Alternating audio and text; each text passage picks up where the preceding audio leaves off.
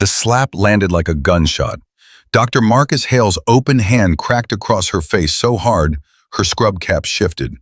In front of 30 people, in the middle of a working emergency room. And he didn't flinch. He leaned in close enough that she could smell the arrogance on his breath. And he said it slow, so every single person in that room could hear every single word. "Shut up, you stupid little bitch. You are nothing in here. Nothing." He straightened his coat, smiled, and turned his back on her. The biggest mistake of his life. Before we go any further, subscribe right now, hit that notification bell, and drop your city in the comments. I want to see exactly how far this story travels. Now stay with me, because what happened next, nobody in that hospital was ready for it. Her name was Emma Reyes, and if you passed her in the hallway, you wouldn't think twice. She walked with her head slightly down, not from shame, but from habit. Years of training had taught her that the most dangerous person in any room was always the one nobody noticed. She wore plain blue scrubs, kept her dark hair tucked under a cap, and spoke only when she had something worth saying. In the world of Memorial General Hospital, where surgeons swept through corridors like they owned the air inside them, Emma was just background noise. She had been at Memorial General for 8 months, long enough to know where every crash cart was stored, long enough to memorize the attending physician's rotation schedules, the medication error patterns in the night shift, the structural weakness in the trauma bay workflow that had already cost one patient 22 minutes of critical stabilization time. She kept a small notebook in her locker, not for herself, for the patients. She had filed 3 internal reports in those 8 months. One about medication dosage discrepancies in the overnight rotation, one about a supply chain issue in the surgical suites, one about an attending physician who had shown up for a procedure with alcohol on his breath. None of her reports had received a written response. The last one had earned her a meeting with HR that lasted 11 minutes and ended with a woman named Carol telling her, "We appreciate your concern, Emma. We'll look into it." Carol had not looked into it. Emma had learned a long time ago that institutions protect themselves before they protect people. She had learned that in places far harsher than this hospital. So she kept her head down. She kept filing the reports, and she kept watching. The morning everything changed started the same way all her mornings started. She arrived at 5:47 a.m., 13 minutes before her shift technically began. She checked the board, reviewed the overnight patient notes, introduced herself to the 2 nurses coming off the night shift, Diane and Terrence, and asked them if anything needed follow-up.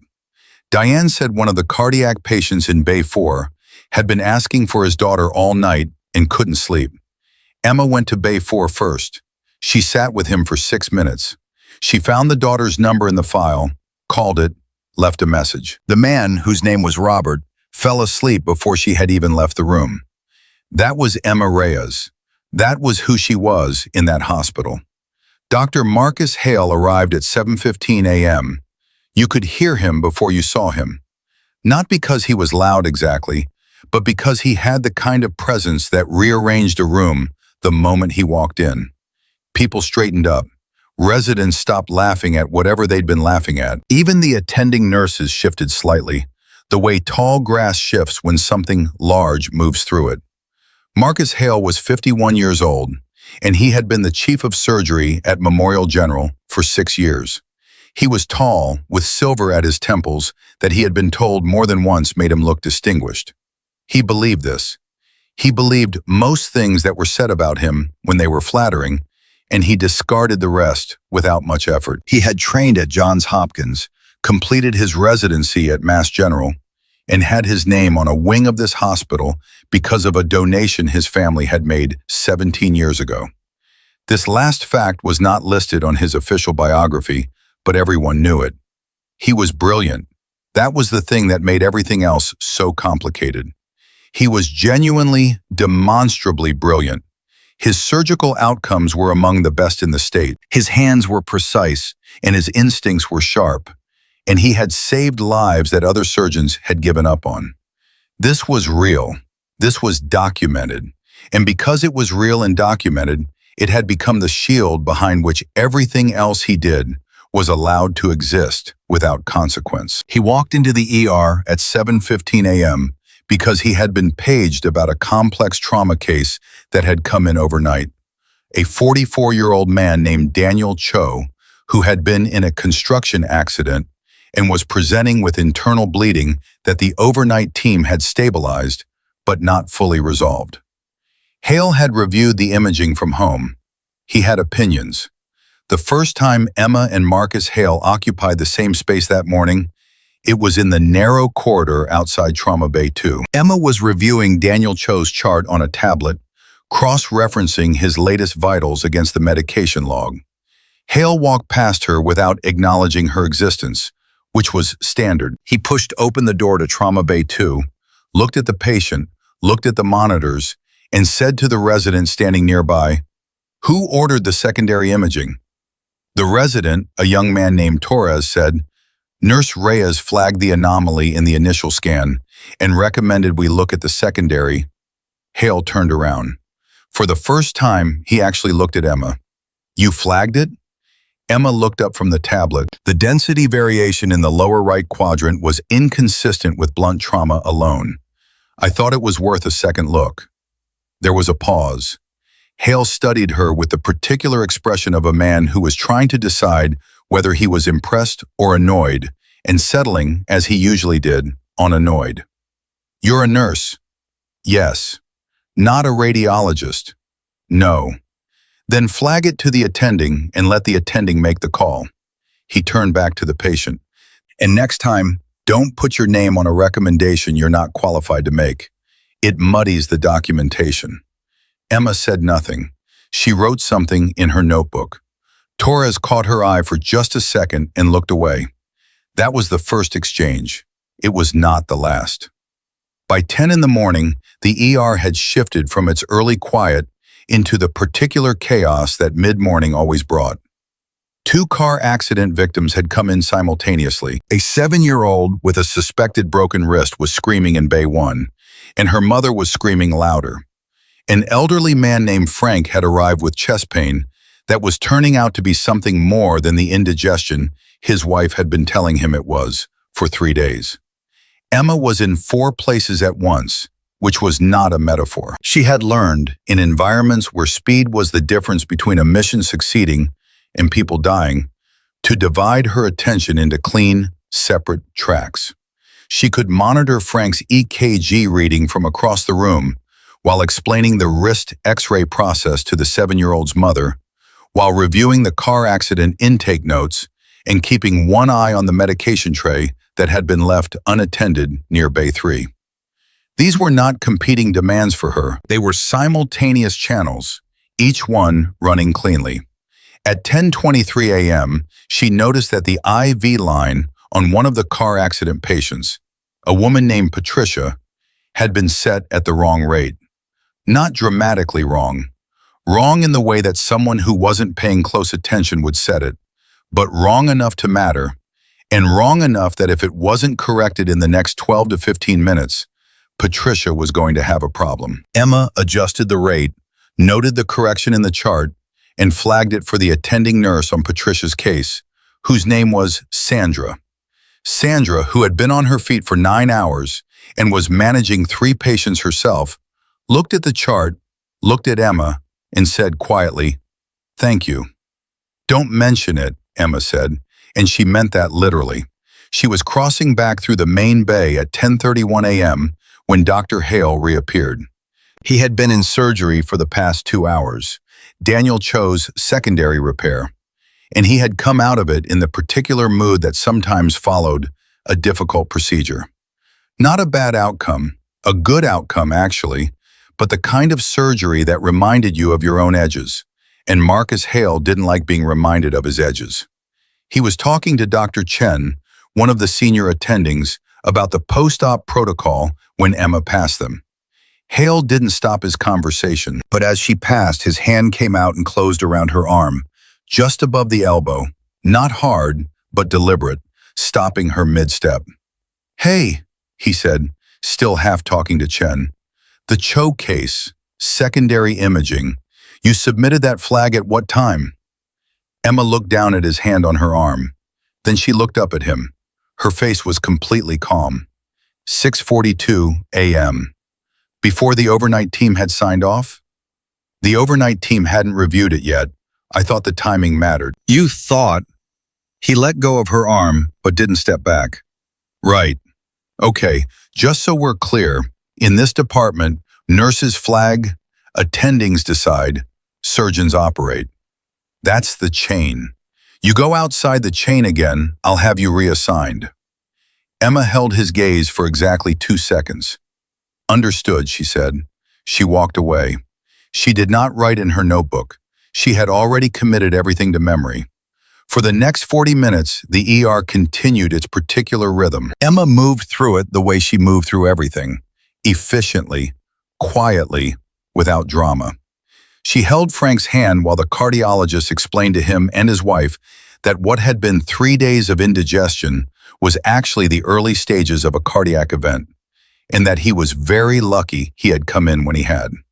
Frank's wife started crying. Emma stayed with them until Frank squeezed his wife's hand and said, gruffly, "Stop it, Marge. I'm fine." Then Emma excused herself because there were 3 other places she needed to be. It was during the 11 o'clock rush, 4 simultaneous intakes, 2 of them critical, that had happened. One of the critical cases was a 67-year-old woman named Gloria Tran, who had been brought in by ambulance after collapsing at a grocery store. The paramedics had done good work en route, but Gloria was unstable, and the initial read on her blood work suggested something that didn't fit the collapse narrative cleanly. Emma had looked at it twice. She had a thought. The thought was a specific clinical suspicion that the attending physician on Gloria's case, a younger doctor named Patel, had not yet reached. She found Dr. Patel at the nursing station and spoke to him quietly. "I think we should consider a pulmonary embolism as the primary cause. Her D-dimer is elevated," she reported calf pain to the paramedics, "and her oxygen saturation drop pattern is more consistent with PE than cardiac event." Patel looked at the numbers she was pointing to.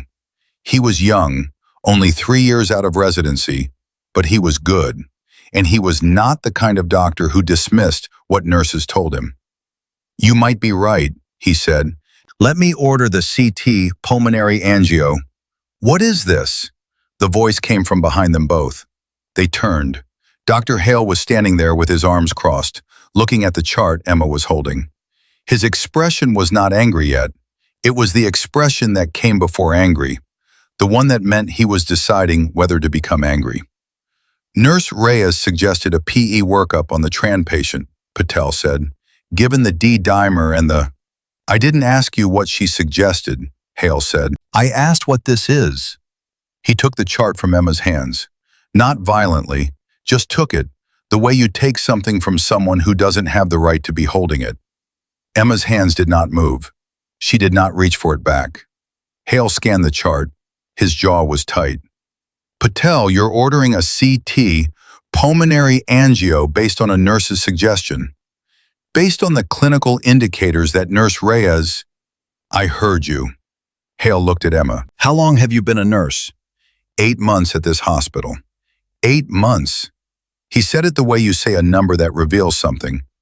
"And before this?" There was a pause, a real one. The kind of pause that has weight in it. "Military," Emma said. "Military," he repeated, and smiled in a way that was not a smile. "A military nurse who's been here 8 months is overriding attending physician protocol and rewriting diagnostic priorities on my floor." "I didn't override anything," Emma said. Her voice was level, absolutely level. "I shared an observation with the attending physician who evaluated it independently. That's the process." "The process," Hale said, "is that you take vitals, you administer medication, you follow the care plan that the attending physician sets. The process is not," and here his voice dropped into something quieter and colder and somehow worse.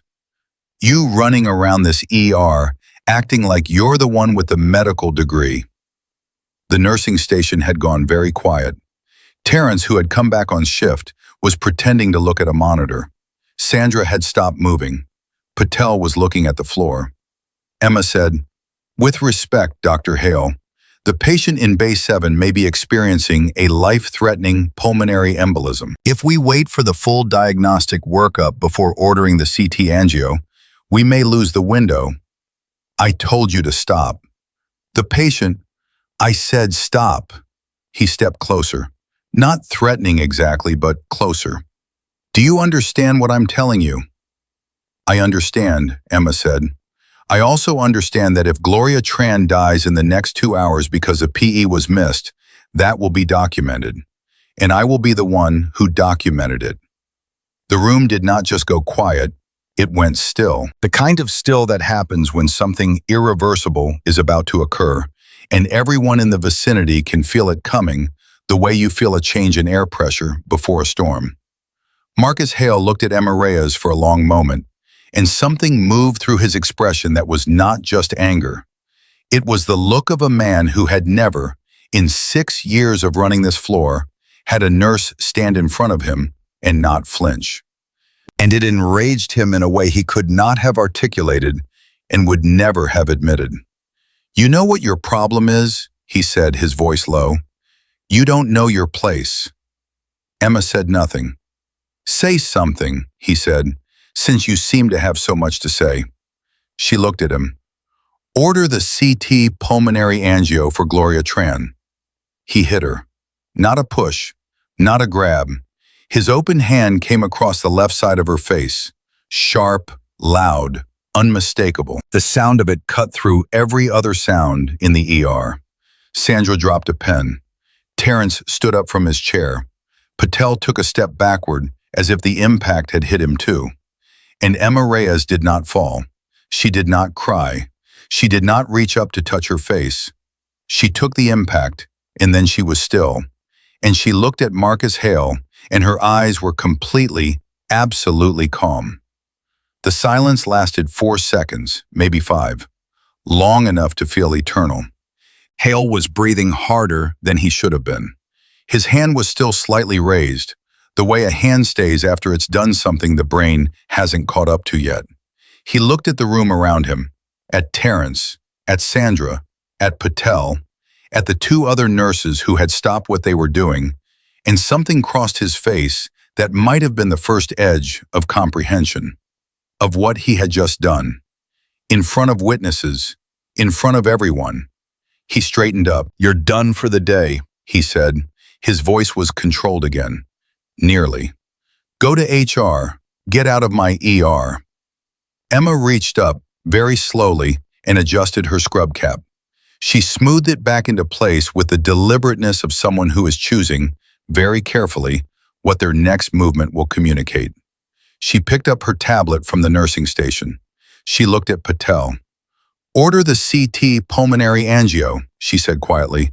"Document the time." She walked toward the exit. She did not hurry. She did not look back.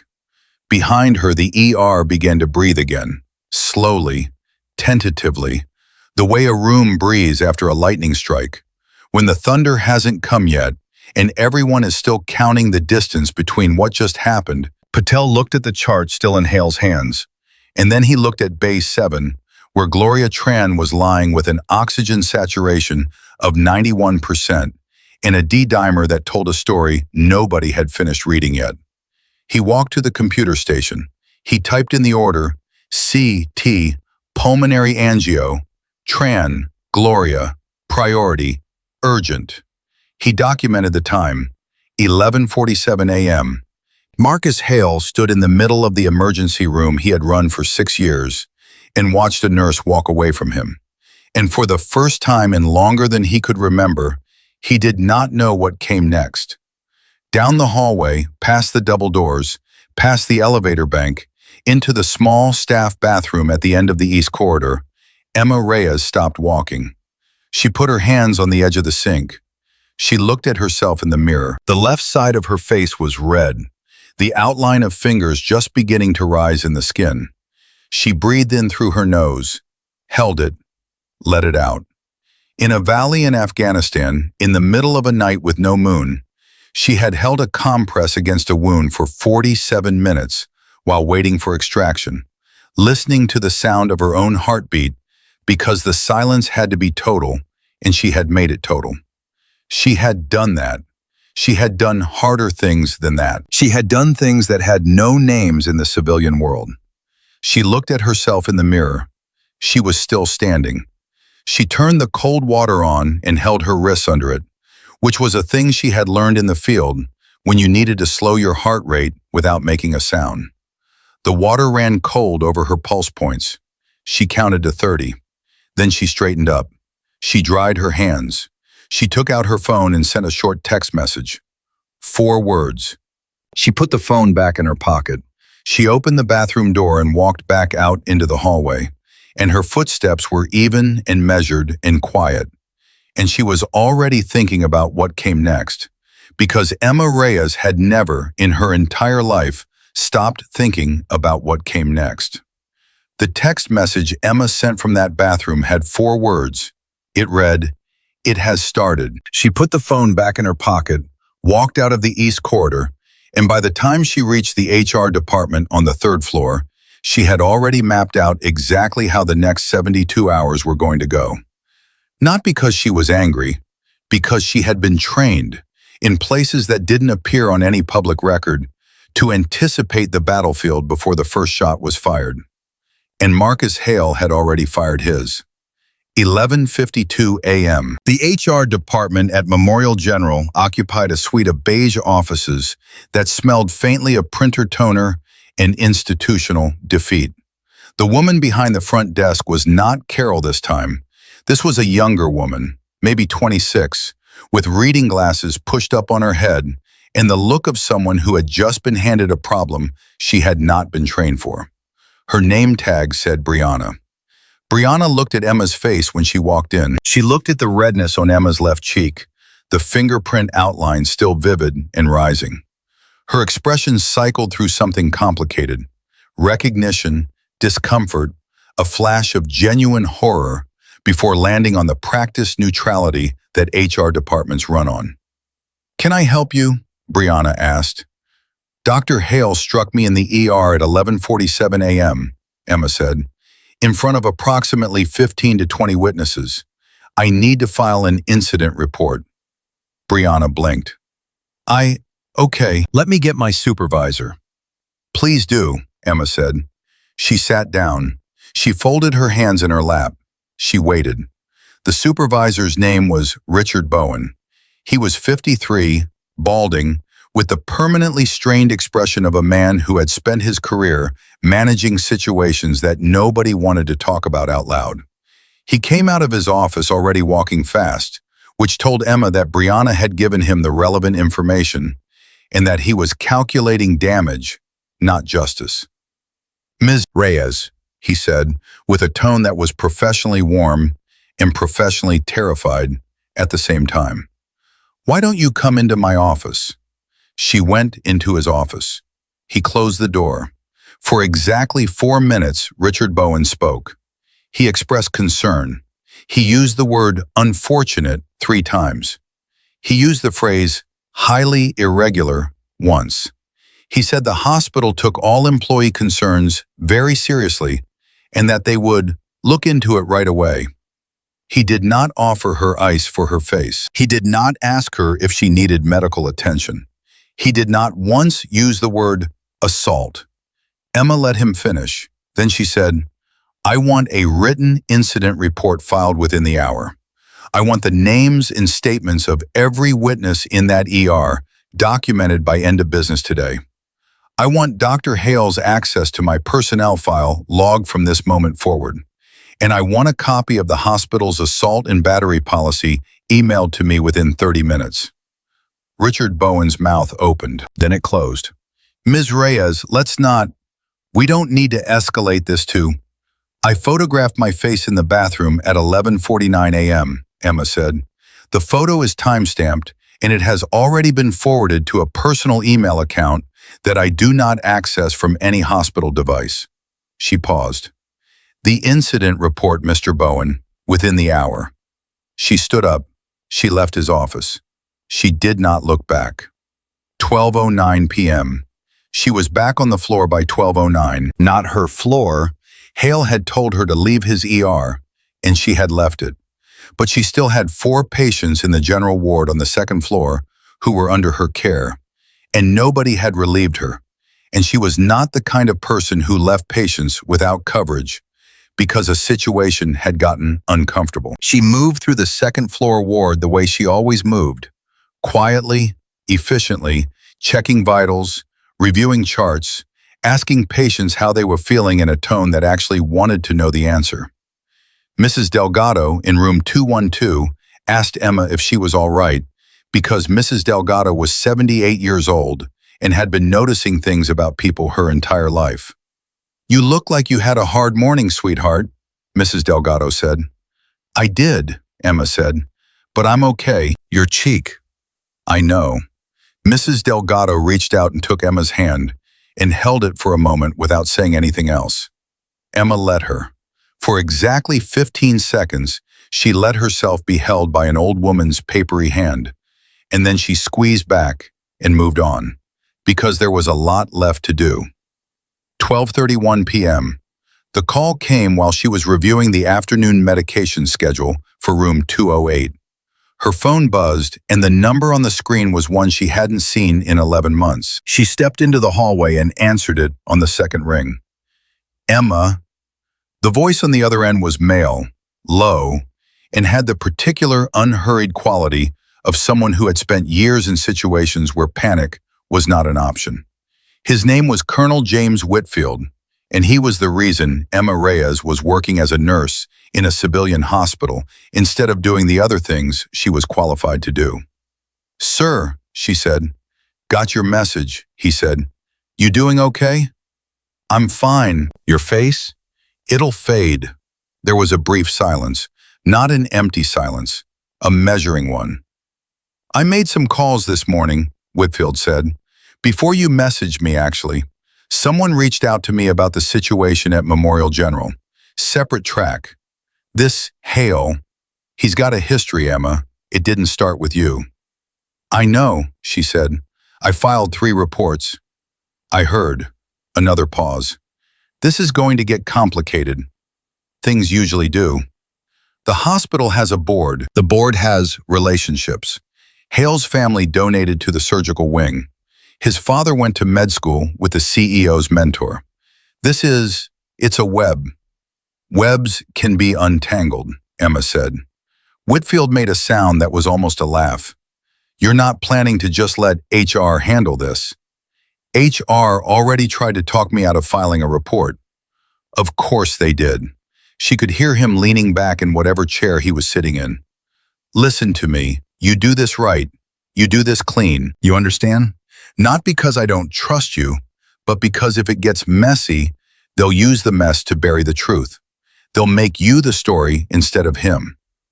"I know how this works," Emma said quietly. "I know you do. That's why I'm not worried about you.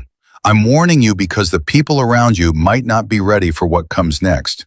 He paused. "I'm sending someone." "You don't need to." "Emma," she stopped. "I'm sending someone," he said again. "He'll be there by 4. The call ended. Emma looked at her phone for a moment, then put it back in her pocket. The hallway around her was ordinary. Fluorescent lights, linoleum floors, the distant sound of a call bell going unanswered somewhere down the corridor. Ordinary. She walked back to room 208 and finished the medication review. 1:14 p.m. The news had moved through the hospital the way news always moves through closed institutions. Faster than anyone official intended, slower than everyone unofficial hoped. By early afternoon, the version of events circulating among the nursing staff was accurate in its fundamentals and embroidered in its details, the way stories always are when people are frightened and don't know what to do with what they've seen. Sandra found Emma in the break room on the second floor. Sandra was 51, had been a nurse for 27 years, and had the face of someone who had learned, through long experience, that institutions protected themselves first. She sat down across from Emma without being invited and put her hands flat on the table. "I'm going to give a statement," Sandra said. Emma looked at her. You don't have to. I know I don't have to. Sandra's voice was controlled, but her eyes were not. I was there. I saw it. I've been at this hospital for 12 years and I have never... She stopped. Her jaw tightened. I'm giving a statement. What about your position? If this gets complicated, Sandra made a sound in her throat that wasn't quite a laugh. Emma, I watched that man hit you, and I stood there and I didn't do anything. I stood there because I was scared, and because I knew what filing a complaint against Marcus Hale would mean for my career, and I am 62 days from my pension review. She looked down at her hands. I stood there. I've been sitting with that for 2 hours, and I can't sit with it anymore. Emma was quiet for a moment. Terrence? She asked. He already called the union rep. Emma's expression shifted, just slightly. Something moved through it that was not triumph and not relief, but something adjacent to both. Patel? Sandra nodded slowly. He's scared. He's 3 years out of residency and Hale controls his evaluation reviews. But he ordered the CT. She paused. Gloria Tran is in the ICU. They caught the PE. She's stable. She'll probably be okay. Sandra looked at Emma directly. You knew. The numbers pointed to it. You knew, Sandra said again. And you said it, even when he was standing right there telling you to be quiet. You said it. She was silent for a moment. Who are you, really? The question hung in the air. Emma held Sandra's gaze. She didn't answer it, not yet, but something in her expression shifted. A door opening slightly that had been closed for a long time in this building, and Sandra saw it and understood that the answer, when it came, would be worth waiting for. 2:07 p.m. Marcus Hale had been in a meeting with his chief resident since 1 o'clock, and for the first 40 minutes of that meeting, he had been operating normally, reviewing cases, discussing the afternoon surgical schedule, maintaining the particular authority that surgical chiefs wear like a second skin. But by 2:07 p.m., his phone had received 11 messages. He had read 6 of them. His chief resident, a focused young woman named Dr. Annabelle Marsh, noticed the change at 2:09 p.m. Not because Hale said anything, because his responses had shifted from fully formed sentences to fragments, and because he had picked up his phone and put it down 4 times in 12 minutes, which was not a thing Marcus Hale did. Is everything okay? She asked. Fine, he said. She didn't believe him. She also didn't push, because you didn't push Marcus Hale, and because she had her own things to think about. She had been in the ER that morning. She had been standing 40 feet away when she heard the sound. She had not been close enough to see it clearly, but she had heard it, and she had seen the way the room reacted, and she had spent the last 2 hours trying to decide whether what she thought she had heard was what she had actually heard. At 2:19 p.m., she got her answer when Sandra sent a message to the nursing staff group thread that said, simply, I gave my statement. Hale's name was not in the message. It didn't need to be. Marsh looked at her phone under the table. She looked at Hale. He was reading something on his own phone now, and the expression on his face was one she had never seen on him before. It was not anger. It was the expression of a man who is beginning to understand, for the first time, that the ground has shifted. She thought about her own evaluation review in 3 months. She thought about the surgical fellowship she was applying for and the recommendation letters she needed. She thought about standing 40 feet away and hearing that sound and doing nothing. She put her phone face down on the table. She would deal with that later. Right now, she had to get through the meeting. 2:44 p.m. The man who arrived at the hospital at 2:44 p.m. did not announce himself at the front desk. He walked in through the main entrance wearing civilian clothes, dark slacks, a gray jacket, no tie, with the particular posture of someone who is accustomed to walking into spaces and having those spaces rearrange themselves around him. He was 61, with a thick neck and close-cropped white hair and pale eyes that had the quality of eyes that had seen things and filed them and never misplaced the filing. His name was not on any visitor's log at Memorial General because he did not sign the visitor's log. He walked to the elevator, rode it to the second floor, and found Emma Reyes in the hallway outside room 211 at 2:49 p.m. without asking anyone for directions. Emma looked up from her chart. She looked at him. Something in her face changed in a way that was very small and very specific. "Chief," she said quietly. "Emma." He fell into step beside her. "Walk with me." They walked to the window at the end of the hallway. He stood slightly angled toward her, his back partially to the corridor, an old habit. Emma did the same, without thinking about it. Two people who had spent time in environments where you watched your angles. "I saw the photo," he said, "the one from the bathroom." Emma said nothing. "He hit you in front of 20 people," he said. It wasn't a question. 18 confirmed witnesses, possibly 22, depending on who was within line of sight of the nursing station. He was quiet for a moment. "Whitfield told me about the reports you filed, 3 of them. They went nowhere." "They went somewhere," he said. "They created a paper trail. You knew that when you filed them." He looked at her steadily. "You've been building this since you got here." "I've been doing my job," Emma said. Patients were being harmed by inadequate reporting protocols and a culture of intimidation that the administration was actively protecting. "I documented what I saw." "And now he hit you." "In front of 18 people," Emma said, "on a floor with security cameras." The man was quiet again. Then he said, "The board is going to try to contain this. Hale's family has relationships here that go back decades. The CEO is already in conversation with the hospital's legal team, according to my information. And that conversation started," he glanced at his watch, "approximately 40 minutes ago. They're moving fast." "So am I," Emma said. He looked at her. For a long moment, he just looked at her. "You know what this is going to cost you. Even if you win this, people are going to come after you. Your past, your service record, they'll dig." "Let them dig," Emma said. "There's nothing in that record I'm ashamed of." He nodded once, slowly. "Okay." He reached into his jacket and pulled out a card, plain, white, a phone number, and nothing else. "When the administration tries to make you sign something, and they will, call that number first. Don't sign anything before you call." Emma took the card. She did not look at it. She had already memorized the number. He turned to leave and then stopped. He turned back. "The nurse who held the line on the PE diagnosis," he said. "Gloria Tran.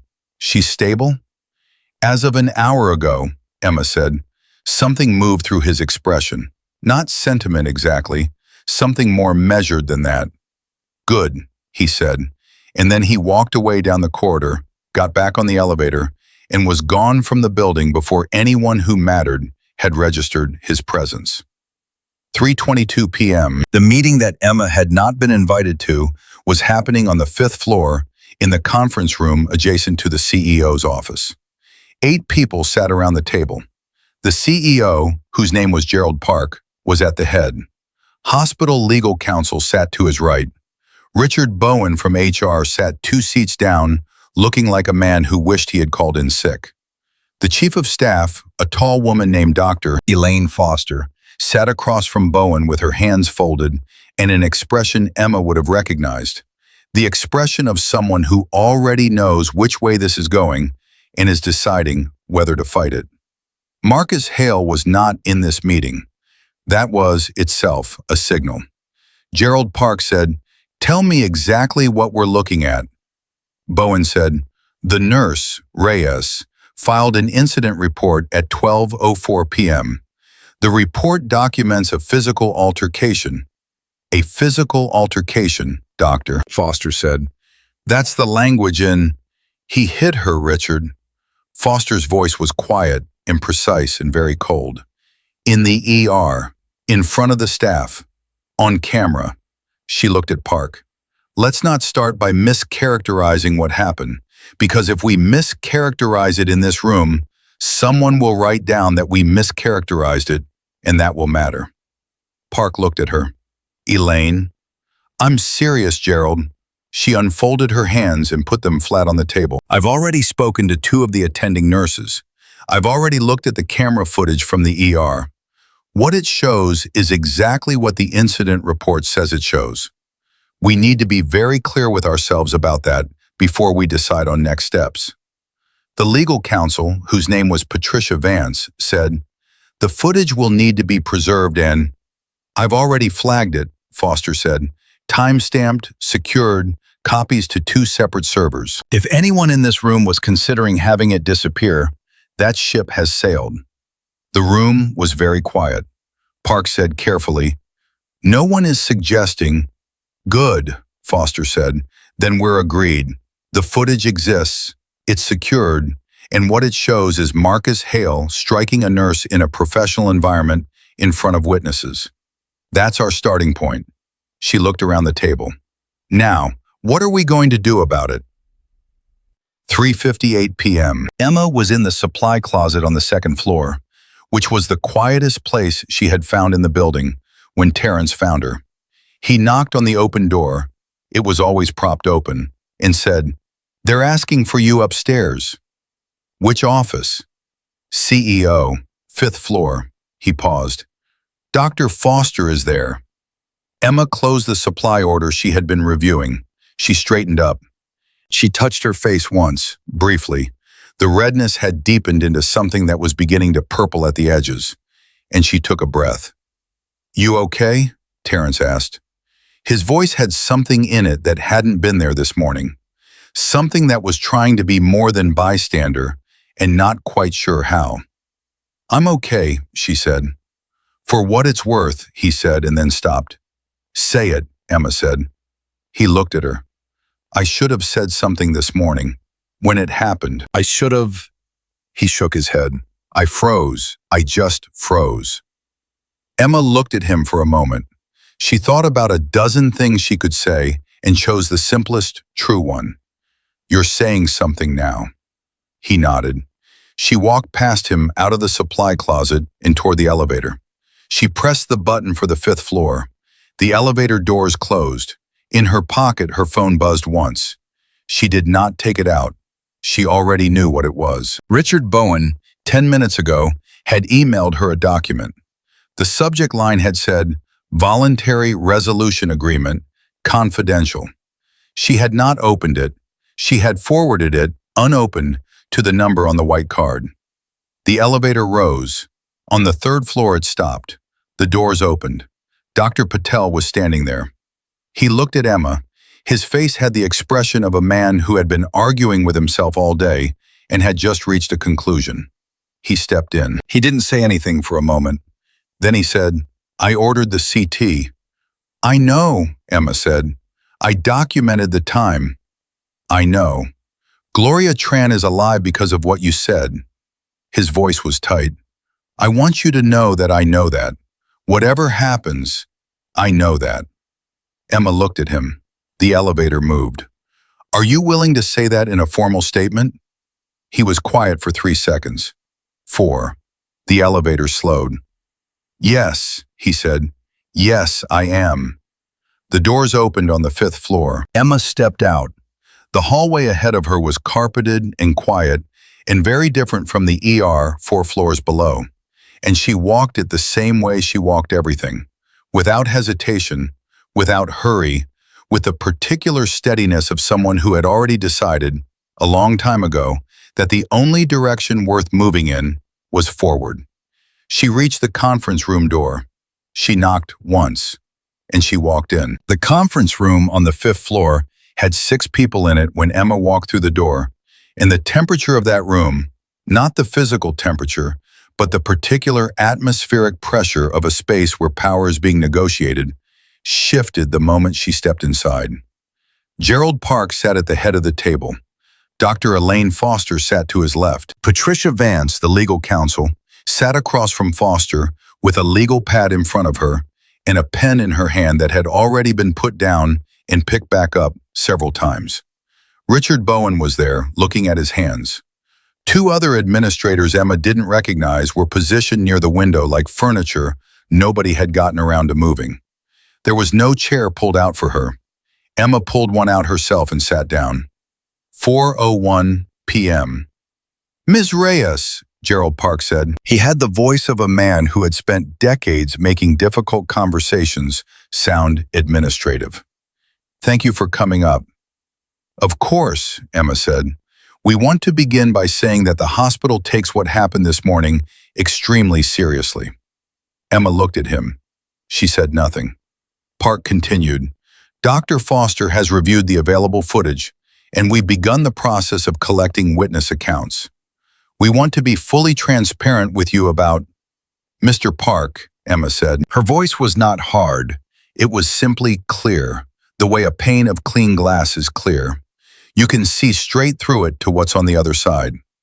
"Before we go further, I want to confirm that I received an email from Mr. Bowen at 3:48 p.m. containing a document titled Voluntary Resolution Agreement. I want it noted for the purposes of this conversation that I have not signed that document, and I will not be signing any document today." Patricia Vance's pen stopped moving. Bowen looked up from his hands. Park's expression did something complicated. That document it was preliminary. It was simply an option that— "I understand what it was," Emma said. "I'm letting you know where I stand." There was a silence, not a comfortable one. Dr. Foster said, "Good," just the one word, and something in the air in the room shifted again, slightly, in a direction that Emma noted. Park looked at Foster briefly, then looked back at Emma. He recalibrated. You could see him doing it, the way a ship corrects course, visibly, when it has hit something unexpected.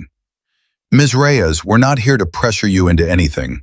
We're here to understand what happened and to determine the appropriate next steps for all parties." "All parties," Emma said. "Yes. Dr. Hale is a party in this. He is a member of this institution, yes, and we have an obligation to—" "He struck me," Emma said, "in front of witnesses, on camera, in a professional medical environment, in the presence of patients." She paused. "I want to understand which obligations you're weighing against that." Vance put her pen down again. This time she didn't pick it back up. Foster was watching Emma with an expression that had moved well past professional assessment into something that looked, quietly, like respect. Park said, "We are not minimizing what happened. We are trying to navigate this in a way that serves everyone's interests, including yours." "My interest," Emma said, "is that Dr. Hale is suspended pending a full investigation, that the investigation is independent of hospital administration, and that every witness account is formally documented and preserved. Those are my interests." She folded her hands on the table. "What are his?" The silence this time was longer. 4:14 p.m. It was Foster who spoke next, and when she spoke, she looked at Park, not at Emma. "Gerald, I've already told you where I stand on this. The footage is clear. The witness accounts are consistent. If we don't act on this today, by end of business today, the story becomes about what we didn't do, not about what he did." She turned to Emma. "Ms. Reyes, I want to ask you something directly." "Go ahead," Emma said. "Is there anyone outside this institution who is aware of what happened today?" Emma held Foster's gaze. "Yes." "How many people?" "Enough," Emma said. Foster nodded, slowly, like someone confirming a calculation they had already run. "Gerald," she said, "we need to suspend Marcus today, pending full independent review. If we don't do it ourselves in the next hour, it will be done to us, and the difference between those two things is everything." Park looked at his legal counsel. Vance gave the smallest, most precise nod that a person can give. The kind of nod that is not agreement, but is acknowledgement that the advice is sound and the time for alternatives has passed. Park looked at his hands, then he looked up. "Mr. Bowen, initiate suspension protocol for Dr. Hale, effective immediately, pending investigation." He said it the way people say things they know they cannot unsay. "Get the department heads notified within the hour." Bowen nodded. He was already reaching for his phone. Emma did not allow herself any visible reaction.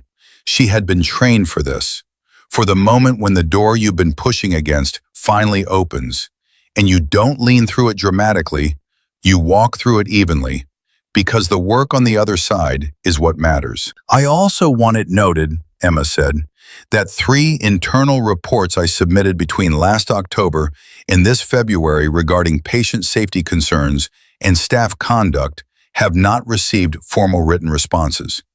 I'd like those reports addressed as part of the investigation. Park looked at Bowen. Bowen looked like a man who was now fully regretting every decision he had made since Carol's 11-minute meeting back in October. That will be part of the review, Foster said. She was the one making commitments now, Emma noticed, not Park. 4:29 p.m. Emma took the elevator back down. She did not go to the second floor. She went to the ground floor, to the main lobby, and she sat in one of the chairs near the window and called the number on the white card. It answered on the first ring. "Done," she said. "Suspension?" the voice on the other end said. "Effective immediately. Independent review. The chief of staff is on the right side of this." "Foster, yes, I thought she might be." A pause. "The resolution agreement?" "I didn't sign it." "Good. They'll try again. Different language, same substance. Don't sign anything that includes confidentiality provisions without counsel." "Understood." Emma looked out through the lobby windows. The afternoon light was flat and gray. "He sent the document while I was still technically on shift. They were hoping to get ahead of it before I had time to think. That's standard. They know the first 6 hours are everything." A brief silence. "Emma, the investigation is going to go places they don't expect. When it does, it's going to get harder before it gets easier. You know that." "I know. You holding up?" She thought about Mrs. Delgado's hand. She thought about Terrence standing in the supply closet doorway saying, he should have said something. She thought about Patel stepping into the elevator. "Yes," she said. "I'm holding up." The call ended. She sat for another 90 seconds. Then she stood up and went back to work. 5:03 p.m. Marcus Hale received the suspension notification at 5:03 p.m. while he was in his office on the 4th floor, reviewing the next day's surgical schedule. The notification came through official hospital channels. An email from Bowen's office, copied to HR and the Chief of Staff, subject line, "Administrative leave, pending investigation." He read it twice. Then he called Gerald Park's direct line. It went to voicemail. He called Patricia Vance. She answered on the 3rd ring and said, in the measured voice of someone who has chosen their words in advance, "Marcus, I'd recommend you contact your personal attorney before we have any further conversation." "My personal attorney," he said. "Yes." The call ended. He sat in his office for 11 minutes, which was not something Marcus Hale did. He did not sit and process. He acted. That was who he was. That was the structure his entire career had been built on. The reflex toward decisive action, the absolute confidence in his own judgment, the bone-deep certainty that the authority he carried was legitimate and earned and unassailable. And then he thought about the ER this morning, the sound, the way the room had gone still, the way she had looked at him, not with fear, not with hurt, but with something that he had not been able to name and had not been able to stop thinking about all day. It was the look of someone who was not surprised, who had, in some way he couldn't articulate, been ready for exactly this. He picked up his phone and called his attorney. 5:47 p.m. The night shift was beginning to arrive, and the hospital was doing what hospitals always do at shift change, the handing off of responsibility, the transfer of knowledge from one set of exhausted hands to another. Emma was at the nursing station on the 2nd floor, completing her end-of-shift documentation, when Terrence came to stand beside her. "It's all over the building," he said quietly. "Hale suspended." "I know," Emma said. "People are..." "It's a mixed reaction." He paused. "Some of the surgeons are angry. saying it's political, saying it's an overreaction to an incident that's being, he searched for the word, exaggerated. People said what they saw, Emma said. The camera recorded what it recorded. I know that, but there's a group of attendings on the fourth floor who are already circulating something, a letter, in support of Hale, saying he has an impeccable record and that the incident is being taken out of context, Emma said. Terrence looked at her. Yeah. Emma saved her documentation. She closed the chart. She turned to look at Terrence fully. How many of those attendings were in the ER this morning? Terrence thought. None of them. They're all surgical. Fourth floor. Emma nodded. Then they're talking about a version of events they didn't witness, based on information they received from someone who was there and had a reason to shape the narrative. She picked up her jacket from the hook near the station. That's fine. Let them circulate the letter. It will be part of the public record. You're not worried? I'm always worried, Emma said. That's different from being scared. Terrence was quiet for a moment. Then, who are you, Emma? I mean, I've worked with you for 8 months and I thought I knew. He stopped, shook his head. Who are you, really? It was the same question Sandra had asked. Emma looked at Terrence with the same measured attention she gave everything, and she said, someone who knows what it costs to stay quiet when something is wrong. She pulled her jacket on. Same as you. 6:12 p.m. She was in the parking structure on the second level, walking toward her car, when she heard the footsteps behind her. Fast footsteps, not running, but moving with purpose. She did not speed up. She turned around. Dr. Annabelle Marsh stopped 6 feet away from her. The chief resident's face had the look of someone who had made a decision quickly and was still processing the weight of it. I need to talk to you, Marsh said. Emma waited. Marsh glanced around the structure, empty, except for them. She crossed her arms, then uncrossed them. I was in the ER this morning, far side, near the intake desk. I heard it. I didn't see it clearly, but I heard it. She paused. I didn't come forward. I didn't say anything. I know, Emma said. I was scared. My fellowship application. She stopped, started again. That's not an excuse. I know that. I'm not offering it as an excuse. Then what are you offering? Emma asked, not unkindly. Marsh looked at her directly. I've been Marcus Hale's chief resident for 14 months. I've watched how he operates, not just today, all of it. The way he talks to nurses, the way he talks to residents who question him, the way he handled the Keating case in January. She paused. I know about the Keating case. Emma's attention sharpened. She kept her face still. What happened in the Keating case? A patient. February of last year, actually. I misspoke. February. Post-op complication that Hale mismanaged, and then the documentation was altered. Not by him directly, by a resident who was afraid of him. But Hale knew. And when the patient's family started asking questions, Hale had a conversation with the attending who had been on call, and after that conversation, the attending changed his account of events. Marsh's voice was steady, but her hands were not.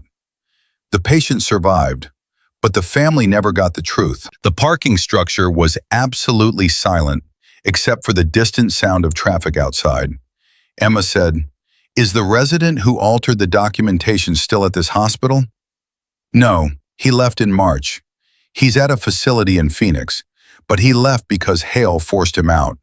Not because of the documentation. Hale used it against him. Leverage.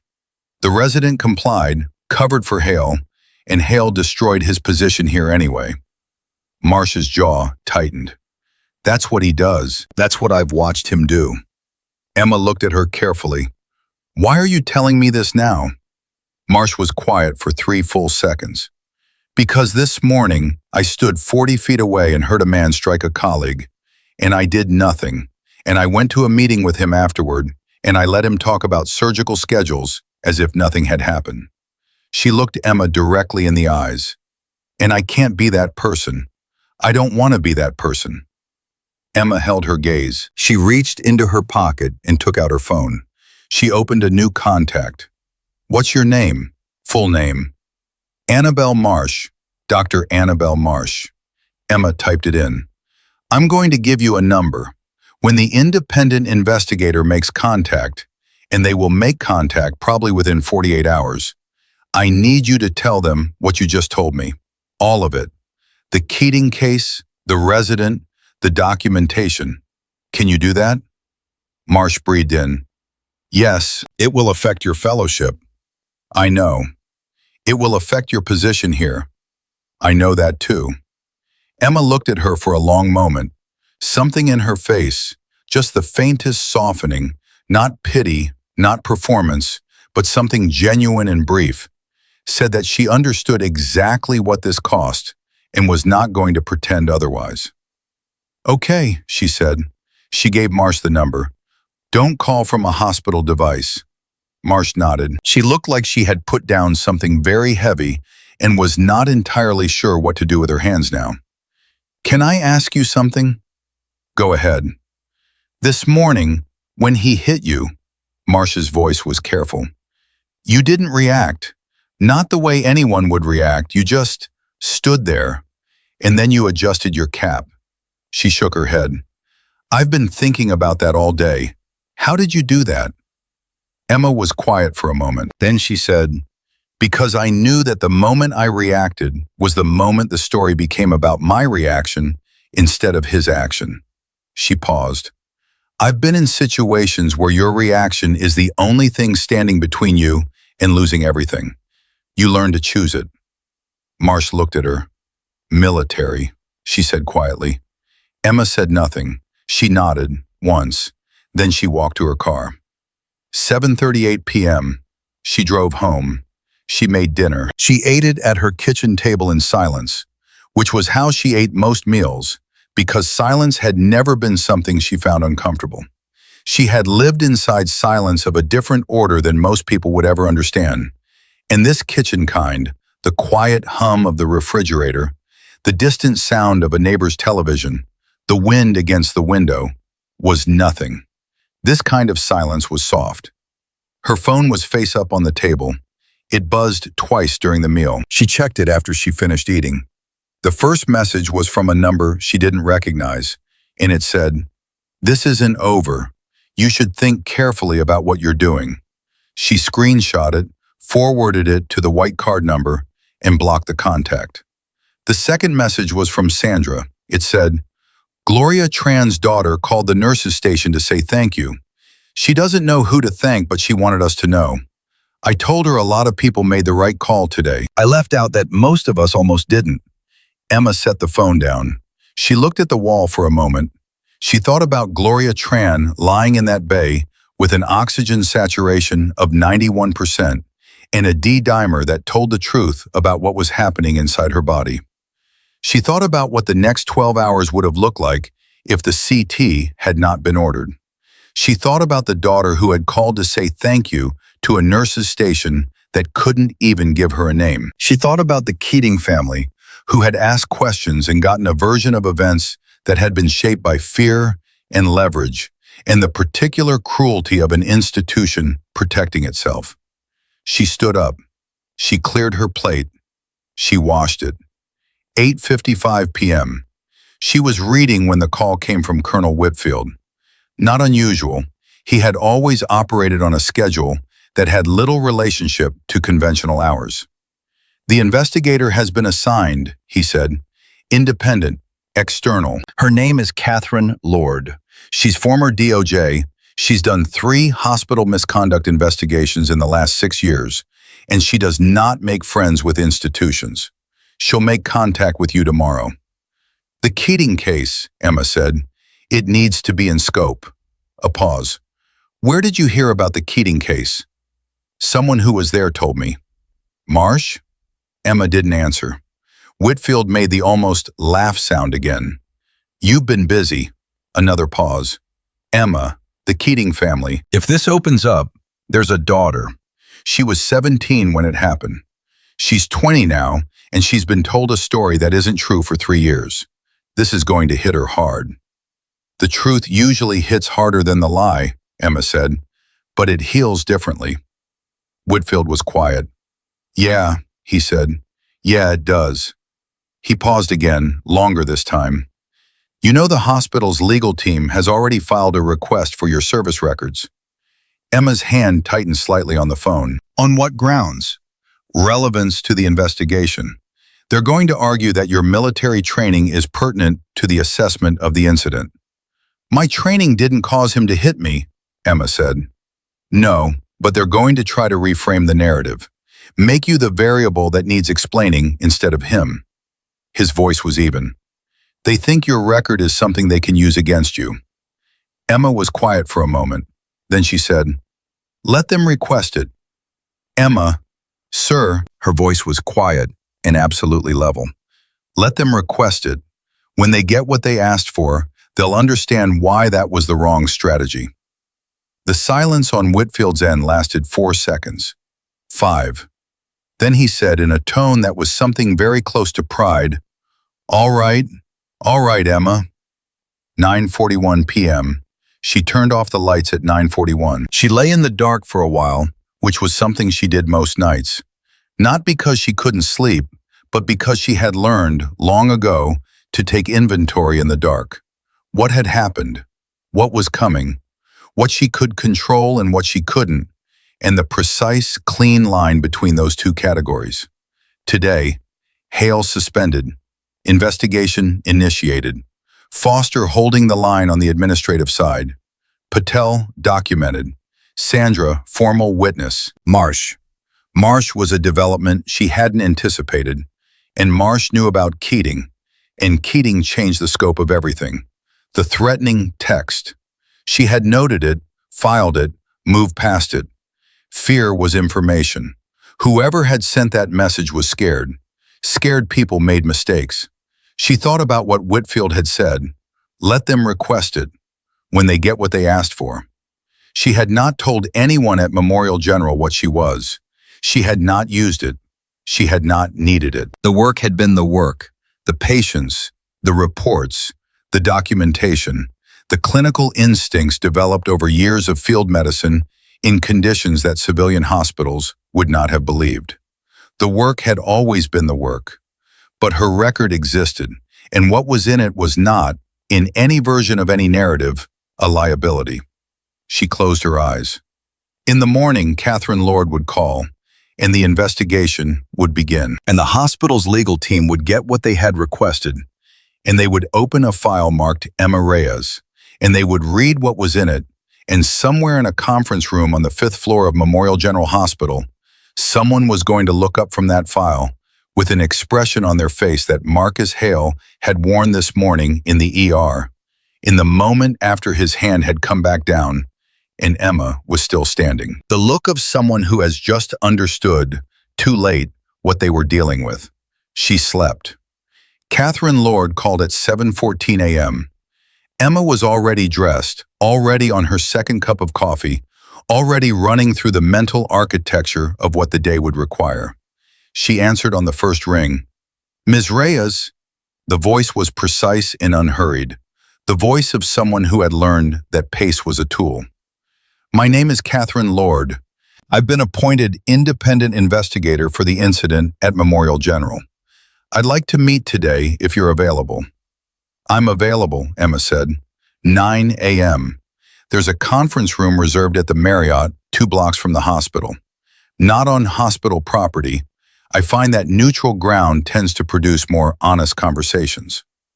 I'll be there, Emma said. One more thing. A brief pause. I've reviewed the preliminary materials. I want you to know that I've investigated 3 major hospital misconduct cases in the last 6 years. In all 3, the institution's first move was to isolate the complainant, discredit the narrative, and offer a settlement before the scope of the investigation could widen. She paused again. I want you to know that I am aware of that pattern, and I am not interested in facilitating it. Emma was quiet for a moment. I'll see you at 9, she said. 7:52 a.m. She arrived at the hospital before the meeting because she had patients on the second floor and she was still on the schedule, and she was not going to let what was happening on the administrative track affect what was happening on the clinical one. Those were two separate things, and she held them that way, cleanly separated, each one getting what it needed. Room 212 first. Mrs. Delgado was awake and eating breakfast and watching morning television with the sound low. She looked up when Emma came in, and her eyes went immediately to Emma's face, to the bruising that had settled overnight into something unmistakable, a purple-yellow shadow along her cheekbone. "Oh, sweetheart," Mrs. Delgado said. "I'm fine," Emma said. She checked the chart. She checked the IV line. She asked about pain levels and sleep quality, and whether the night nurse had addressed the pillow issue that Mrs. Delgado had mentioned yesterday. Mrs. Delgado answered all of it and then took Emma's hand again, the same way she had yesterday. "Are you safe?" Mrs. Delgado asked. Quietly, directly, the way old women who have seen a great deal sometimes ask questions. Emma looked at her. "Yes," she said, "I'm safe.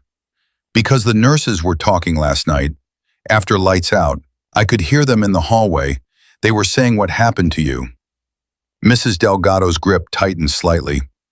"I want you to know that I have 7 grandchildren. 3 of them are girls, and if any man ever—" She stopped, her jaw set. "You fight back," she said. "Whatever it takes, you fight back." Emma looked at this 78-year-old woman, whose hand was holding hers with more force than her size suggested, and something moved through her chest that she allowed herself to feel for exactly the duration of that grip. "Yes, ma'am," Emma said. 8:21 a.m. She was reviewing charts at the nursing station when Terrence appeared beside her with the particular expression of someone who has new information and isn't sure how to classify it. "The 4th floor surgeons," he said, lowering his voice. "The letter they were circulating yesterday in support of Hale, it went to the board this morning." Emma kept her eyes on the chart. "How many signatures?" 11, all surgical, all with some kind of professional relationship to Hale. Training, mentorship, co-authored papers. Terrence paused. "But here's the thing, Dr. Chen didn't sign it." Emma looked up. "Chen was in the ER yesterday. He was the one Hale was talking to when he grabbed your arm the first time. Chen saw the whole morning, and when they came to him for the letter, he said no." Terrence held her gaze. "And Dr. Morrison from cardiology, he wasn't there, but he said no too. He said," Terrence almost smiled, "he said he wasn't signing anything about an incident he hadn't witnessed, and that anyone who did was substituting loyalty for judgment." Emma absorbed this. "Is Chen willing to give a formal account to the investigator?" "I don't know, but he didn't sign the letter." He paused. "That's something." "It is," Emma said. She went back to the chart. "It's a lot, actually." 8:58 a.m. She walked into the Marriott conference room at 8:58 a.m. Catherine Lord was already there. She was 62, sharp-featured, with gray hair cut short and reading glasses on a chain around her neck. She had a laptop open and a legal pad beside it, and the organized stillness of someone who processed information efficiently and had learned not to waste motion. She looked at Emma's face when she came in. She noted it. She did not comment on it because she had already noted it in the footage and in the preliminary materials, and she was not the kind of person who stated the obvious for emotional effect. "Sit down," she said, not unkindly, efficiently. Emma sat. For 90 minutes, Catherine Lord asked questions. They were good questions, precise, non-leading, structured to build context before reaching conclusions.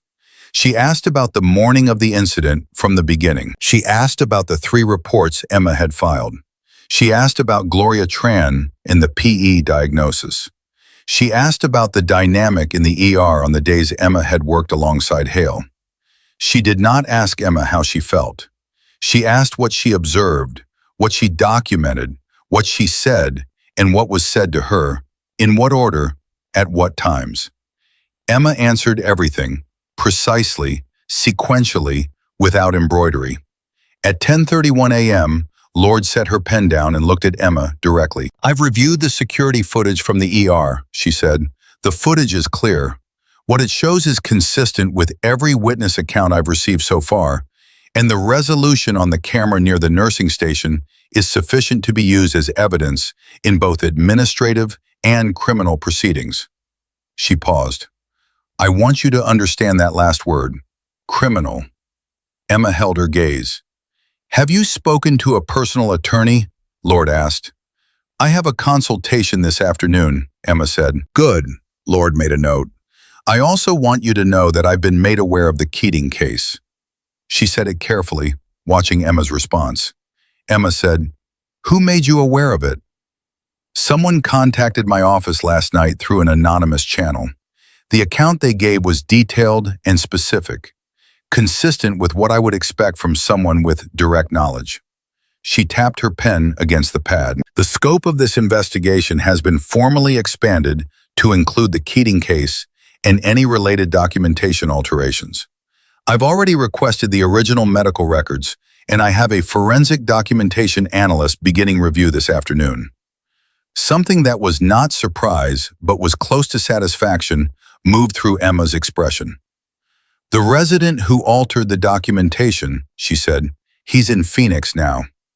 "I'm aware of his location," Lord said. "I've already made contact." Emma looked at her. "He talked to you?" "He's been waiting 3 years for someone to ask," Lord said. Her voice carried no particular emotion, but the statement carried a great deal. People who've been leveraged into silence usually have. The pressure of that kind of knowledge, it has weight. Eventually, the weight becomes unbearable. 10:47 a.m. Emma walked out of the Marriott into the morning air. She stood on the sidewalk for a moment, hands in her jacket pockets. 2 blocks away, Memorial General rose against a gray sky. 8 months ago, she had walked into that building for the first time, and she had looked at it the way she looked at every new environment, assessing, cataloging, identifying the pressure points and the vulnerabilities, and the places where something important was being held together by something that shouldn't be trusted to hold. She had seen it clearly from the beginning. She had always been patient. Her phone buzzed. Sandra. It said, "Patel gave his formal statement this morning. He was in there for 2 hours. He came out looking like he'd been through something, but he came out standing. I thought you'd want to know." Emma typed back, "Thank you. How's Gloria Tran?"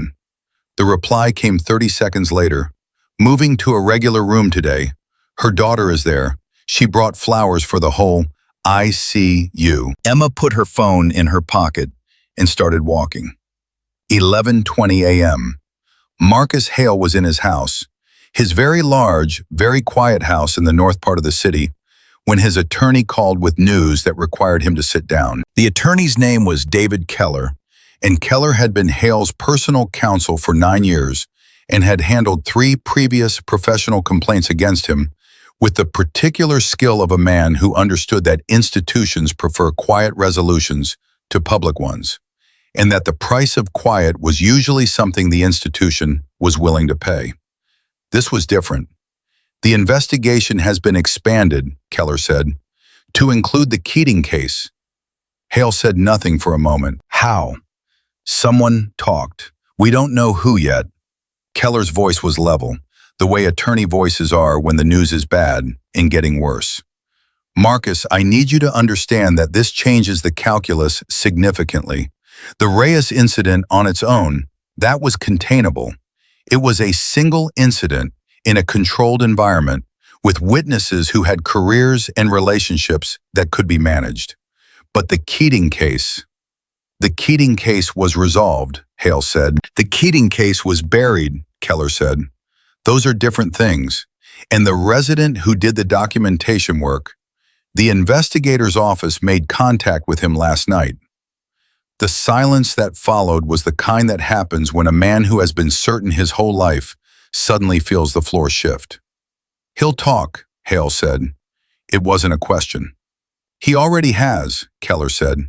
Hale stood up. He walked to the window. Outside, his lawn was still, and gray-green in the morning light. He had worked for 30 years. He had built something real, something that mattered. His outcomes, his surgical record, the lives that were alive because of his hands. He had worked harder than anyone he knew, and he had compromised in places where men compromised. And he had made decisions under pressure that he had believed, truly believed, were the right decisions at the time. He thought about Emma Reyes standing in front of him yesterday, while he told her she didn't know her place. He thought about the sound his hand made. "What do I do?" he said. And it was the voice of a different man than the one who had walked into that ER yesterday morning. Keller said, "You sit down. You don't make any more contact with anyone at that hospital. You don't sign anything. You don't send anything. You don't make any calls. And you answer every question I ask you completely and honestly, starting right now." A pause. "And Marcus, the text message that was sent to Ms. Reyes last night from an unregistered number." Hale's jaw tightened. "I don't know what you're—" "Don't," Keller said. His voice had gone flat. "Do not, in the next 60 seconds, finish that sentence in any direction that isn't the truth. Because if that message came from you, or from anyone you asked to send it, it is witness intimidation, and I cannot help you with that." The silence was long. "It wasn't me directly," Hale said. "Who?" Another silence. "Marcus." "A colleague," Hale said. I said I was frustrated. I didn't ask anyone to send anything. But someone heard your frustration and acted on it." "Yes." Keller breathed out slowly. "All right, I'll need the name. Today, this afternoon." He paused. "I want you to understand where we are. This is no longer about whether you keep your position at Memorial General. That is very likely already settled. What we are managing now is the scope of what comes next. 1:15 p.m.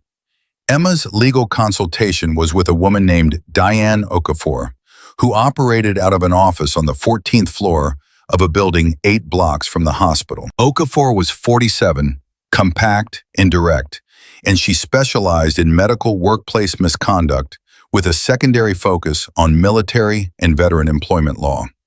She had been recommended by the white card number without explanation, and when Emma walked in and Okafor stood up to shake her hand, it was clear from Okafor's expression that she already had context. "I've reviewed the incident report and the footage summary," Okafor said, "and I've been briefed on the investigation's expanded scope." She gestured to a chair. "Tell me about the resolution agreement they tried to get you to sign." Emma described it. Okafor took notes. When Emma finished, Okafor put her pen down and said, "The confidentiality provision in that agreement would have prevented you from disclosing the existence of the settlement to anyone, including discussing the assault with law enforcement." She looked at Emma steadily. "They tried to close the door on a criminal assault complaint before you had time to make one." "I know," Emma said. "Have you considered filing a criminal complaint with the police?" Emma looked at her. "Is that your recommendation?" "It's your decision," Okafor said.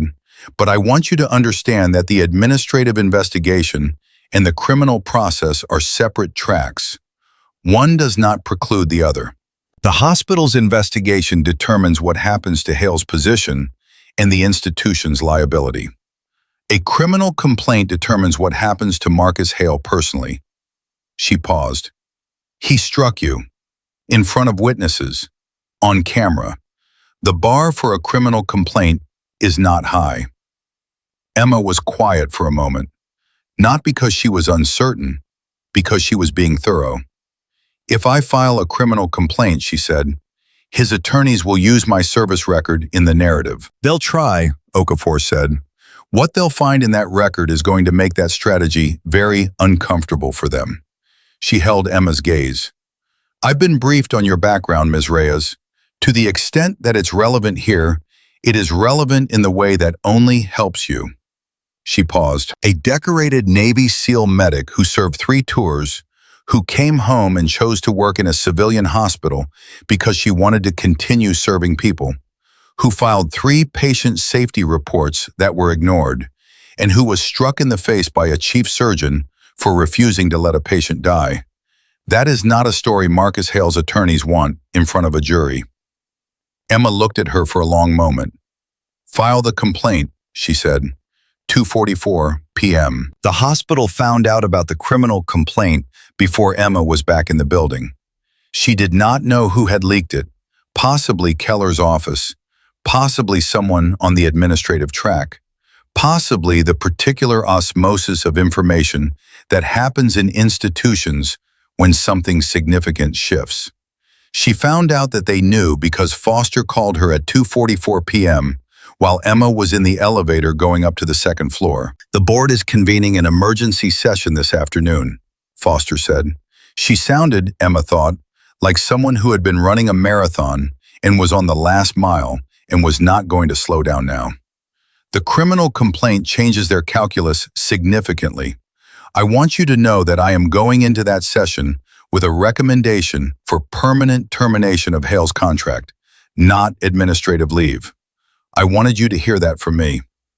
"Thank you," Emma said. "There are 11 people on that board," Foster said. 4 of them have professional relationships with Hale that go back decades. I need you to understand that this is not a guaranteed outcome." "I understand," Emma said. "The Keating case," Foster said. "If Lord's investigation confirms documentation alteration, and based on what I've been told, it will, that changes the votes of at least 2 of those 4. Her voice was measured. "People will do a great deal to protect a colleague. They will not do the same to protect a liability." The elevator opened. Emma stepped out onto the second floor. "Dr. Foster," she said, "whatever happens in the board session, the patient safety reports I filed, the 3 reports, I need those to be part of the institutional response, not as a footnote, as a core finding." Foster was quiet for a moment. "You're right," she said. "They should be. Because what Hale did yesterday was the end of something. It wasn't the beginning. The beginning was a culture that allowed reports to be ignored and complaints to be buried and patients to be harmed in ways that nobody documented because they were afraid of the consequences." Emma's voice stayed even. "If the investigation only addresses what happened to me, it addresses one incident. If it addresses what created the conditions for that incident, it changes something real." The silence on Foster's end lasted long enough that Emma wondered if the call had dropped. Then Foster said quietly, "I've been chief of staff at this hospital for 4 years, Ms. Reyes, and I have been trying to change a culture that predates me by 20 years, slowly, carefully, in ways that didn't cost me my position before I'd actually accomplished anything." She paused. "You walked in here 8 months ago and did in 1 day what I have been trying to do in 4 years. Emma said nothing. "I'll see you on the other side of the board meeting," Foster said.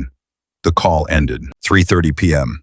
She was with a patient, a young man named Kevin, 24, who had come in for a follow-up after a procedure and was anxious in the particular way that young people who have recently been close to their own mortality are anxious. When the call from Whitfield came, she let it go to voicemail. She finished with Kevin. She explained his discharge instructions clearly and completely. She answered his questions. She told him he was going to be fine, and she meant it, and he could hear that she meant it, and the anxiety in his face settled slightly. She called Whitfield back from the hallway. "The service record request," Whitfield said. "The hospital's legal team got it this afternoon." Emma waited. "Patricia Vance called me 40 minutes ago," Whitfield said. "She didn't identify herself by name, but I recognize the number. She asked me, this is a direct quote, 'Is there any version of Miss Reyes's record that would be less than what we received?' He paused. I told her no." "What was her response?" "She thanked me and ended the call." Another pause. "Emma, Keller's office contacted Okafor an hour ago. They want to discuss a settlement." Emma stopped walking. "What kind of settlement?" "The kind that involves Hale admitting to the assault, formally, in writing, with no confidentiality provision on your end." Whitfield's voice was carefully neutral. They're not trying to silence you anymore. They're trying to control the damage. Because they've seen the record, Emma said. Because they've seen the record, Whitfield confirmed. And because the criminal complaint is now on file. And because the Keating case is open. And because 11 witnesses have given consistent accounts and the footage is preserved, and their strategy of containing this quietly died approximately 36 hours ago. Emma leaned against the wall. The hallway around her was ordinary and fluorescent and full of the sounds of a working hospital in the mid-afternoon. Somewhere down the corridor, a patient was laughing at something. Probably something small. The best laughs usually were. Tell Okafor to hear what they're proposing, Emma said. But the patient safety reports have to be part of any resolution. Formal acknowledgement, institutional policy changes, not optional. She'll push for it, Whitfield said. So will I, Emma said. 4:52 p.m. The board meeting had been running for over an hour when Dr. Chen arrived at the nursing station on the second floor and asked to speak to Emma. He was 63, meticulous, with the kind of professional gravity that came from decades of making decisions that mattered. He had been in the ER the morning of the incident. He had not signed the letter. Emma came out to meet him. They stood at the end of the hallway.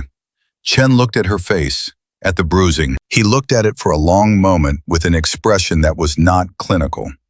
Then he said, "I want to give a formal account." "To Lord's team?" Emma said. "Yes, and—" He stopped. He was not a man who found words difficult, and the stopping meant that what came next was something he had been carrying. "I want to say something to you directly, not for the record, for me." Emma waited. "I was standing right there," he said, "when he grabbed your arm the first time in the corridor, when he talked to you the way he talked to you. I was right there." His voice was controlled, but the edges of it were not. "I outrank him in years of service. I have 28 years at this institution, and I said nothing." He looked at her. "I told myself it wasn't my business, that you would handle it, that getting involved would create complications." He shook his head, slowly. "Those were convenient reasons. They were not honest ones." Emma said, "Dr. Chen, let me finish." He met her eyes. "The honest reason was that I was afraid. Not for my career. I'm 63. I'm 2 years from retirement. There's very little he could have done to me. I was afraid of the confrontation, of the ugliness of it, of standing in the middle of something that was going to be messy and loud and uncomfortable." He was quiet for a moment. "And while I stood there being afraid of a confrontation, a woman in front of me got hit in the face." Emma looked at him. The weight of what he was carrying was visible in his face, and she did not minimize it. "You're saying something now," she said. "I'm saying something now," he agreed. "It should have been then." "Yes," Emma said, "it should have been."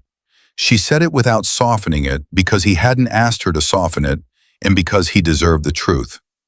"But you're here, and you're going to talk to Lord." She paused. "That matters." He nodded. He looked at her one more time, at the bruise on her face that was his failure as much as it was Hale's action, and then he walked toward the elevator. 5:38 p.m. She was finishing her notes when Sandra came to find her, and Sandra's face was doing something Emma had not seen it do before. It was the face of someone who has received news that they had hoped for and had not let themselves fully believe they would receive. "The board meeting ended," Sandra said. Emma put her pen down. "Permanent termination," Sandra said. "It passed 6-5, she exhaled. "One vote. It came down to one vote." She shook her head. "Dr. Harmon.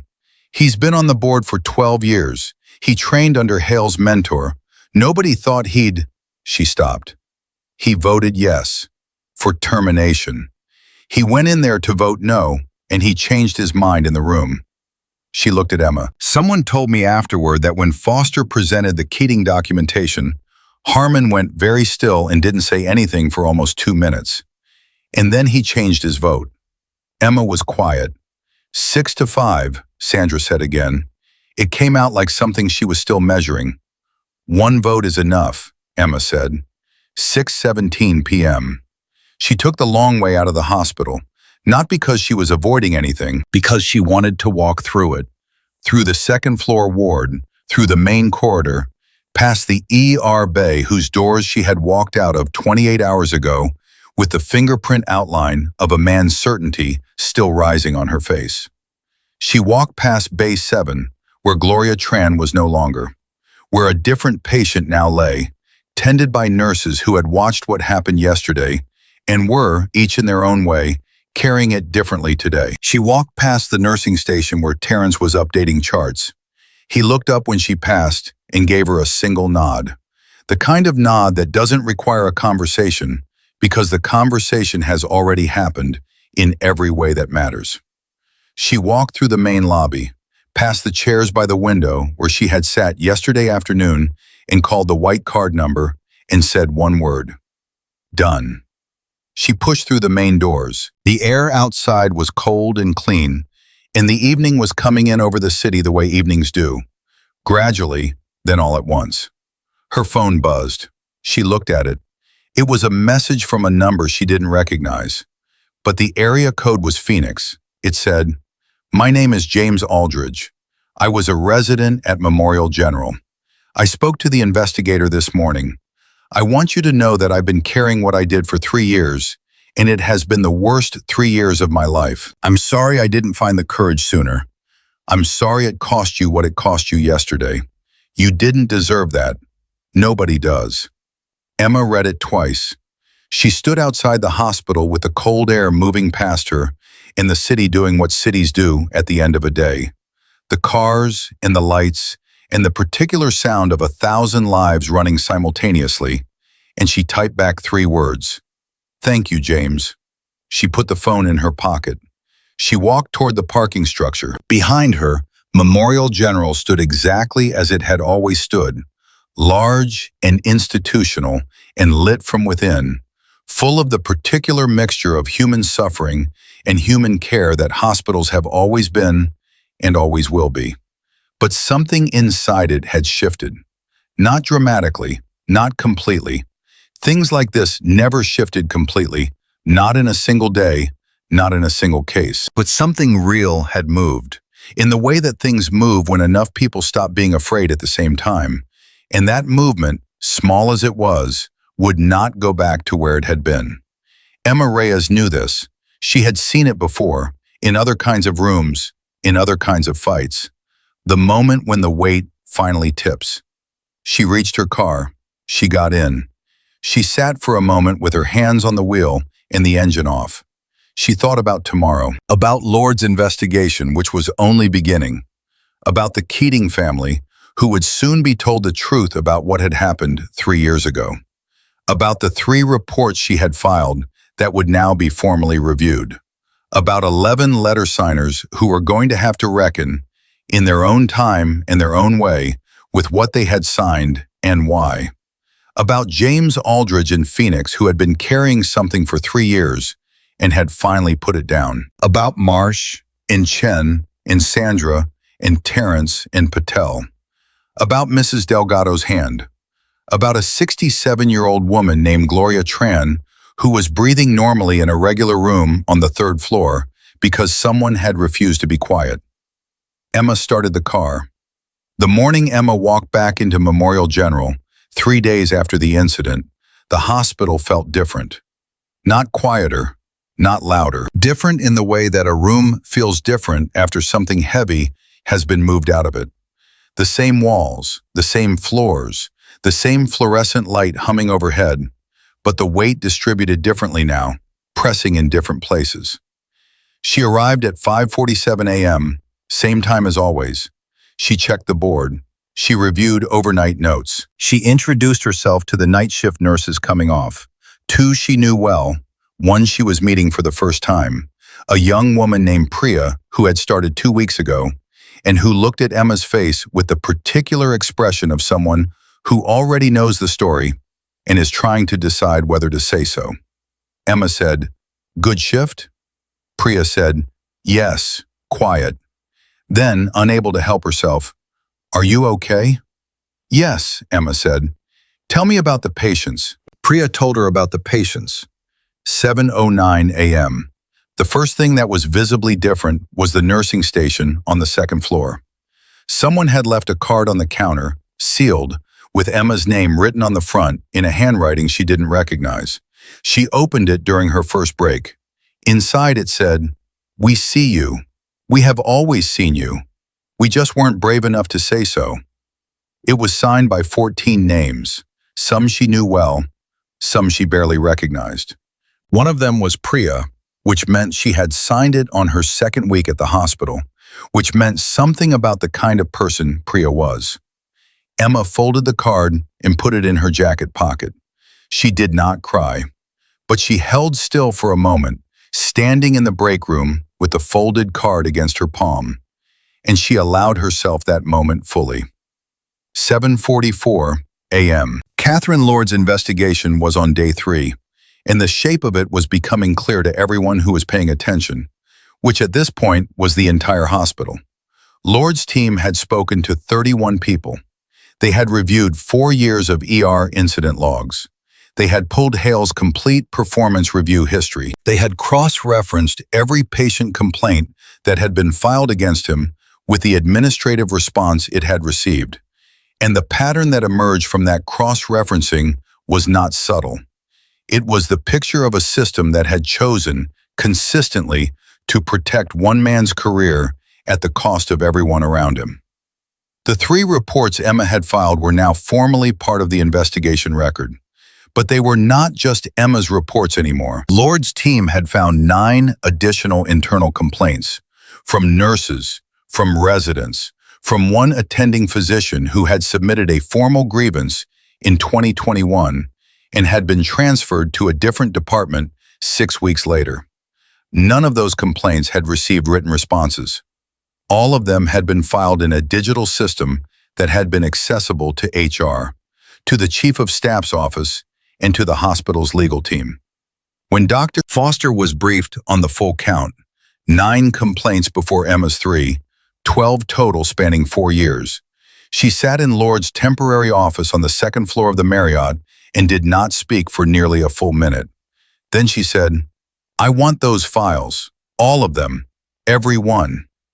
"You'll have them by end of day," Lord said.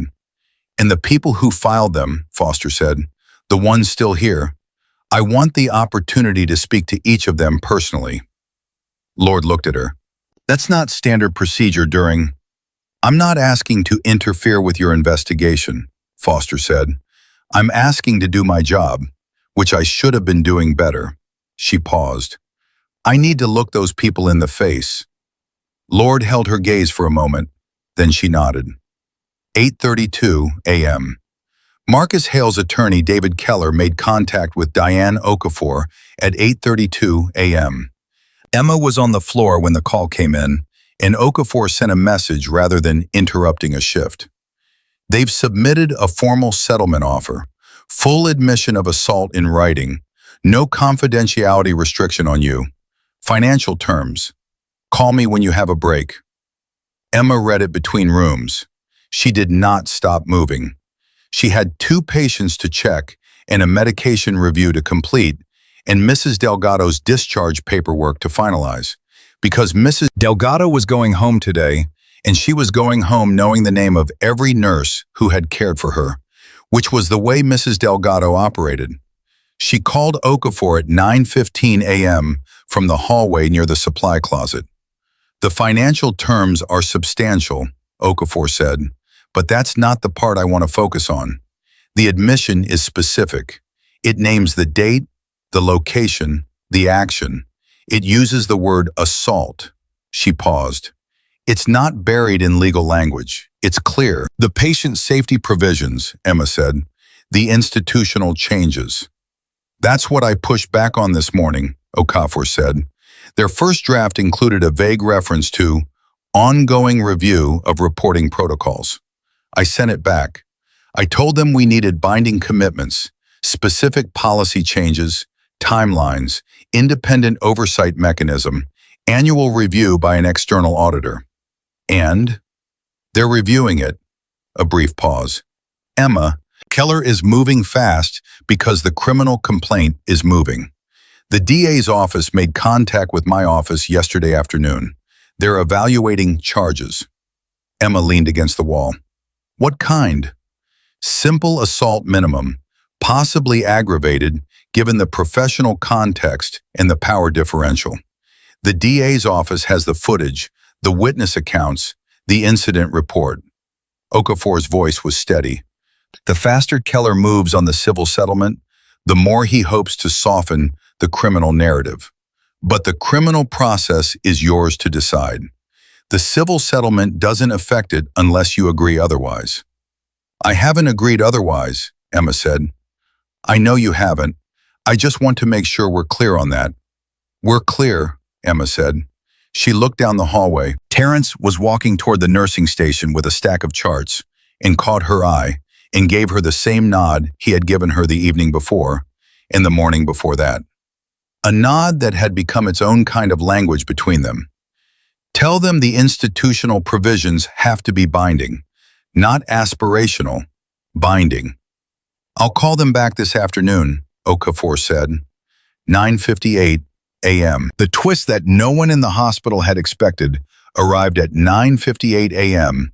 in the form of a woman named Rachel Keating. She was 20 years old, with her father's eyes and a composure that had been built over 3 years of not knowing the full truth, and was about to be tested by finally hearing it. She had driven 4 hours. She had called Lord's office the night before after receiving a formal letter on investigators' letterhead, informing her that new information had emerged regarding her father's case at Memorial General and asking her to make contact. She had read that letter 6 times. She had called her mother. Then she had gotten in her car. Emma did not know Rachel Keating was in the building until Foster called her at 10:03 a.m. and said quietly, "There's someone here who wants to meet you." Emma went to Foster's office. Rachel Keating stood when Emma came in. She was small with close-cut hair and hands that were doing the thing hands do when someone is trying very hard to hold themselves together in a professional setting. She looked at Emma, at the bruising still fading on her face, and her composure flickered for just a moment. "Ms. Reyes," she said. Emma said, "Sit down." They sat. Foster left them alone and closed the door. For a moment, neither of them spoke. Rachel was looking at her hands. Emma waited. "They told me," Rachel said finally, "the investigator, she told me this morning what actually happened with my dad." Her voice was level in the way that voices are when the emotion behind them is too large to let through completely. "She told me the documentation was changed, that he was told a version, that we were all told a version." She looked up. "For 3 years, I thought it was a complication, a medical complication that nobody could have predicted. That was what we were told." Emma said, "I'm sorry. Were you there when it happened to my dad?" "No, I came to this hospital 8 months ago." Rachel nodded. "But you found it.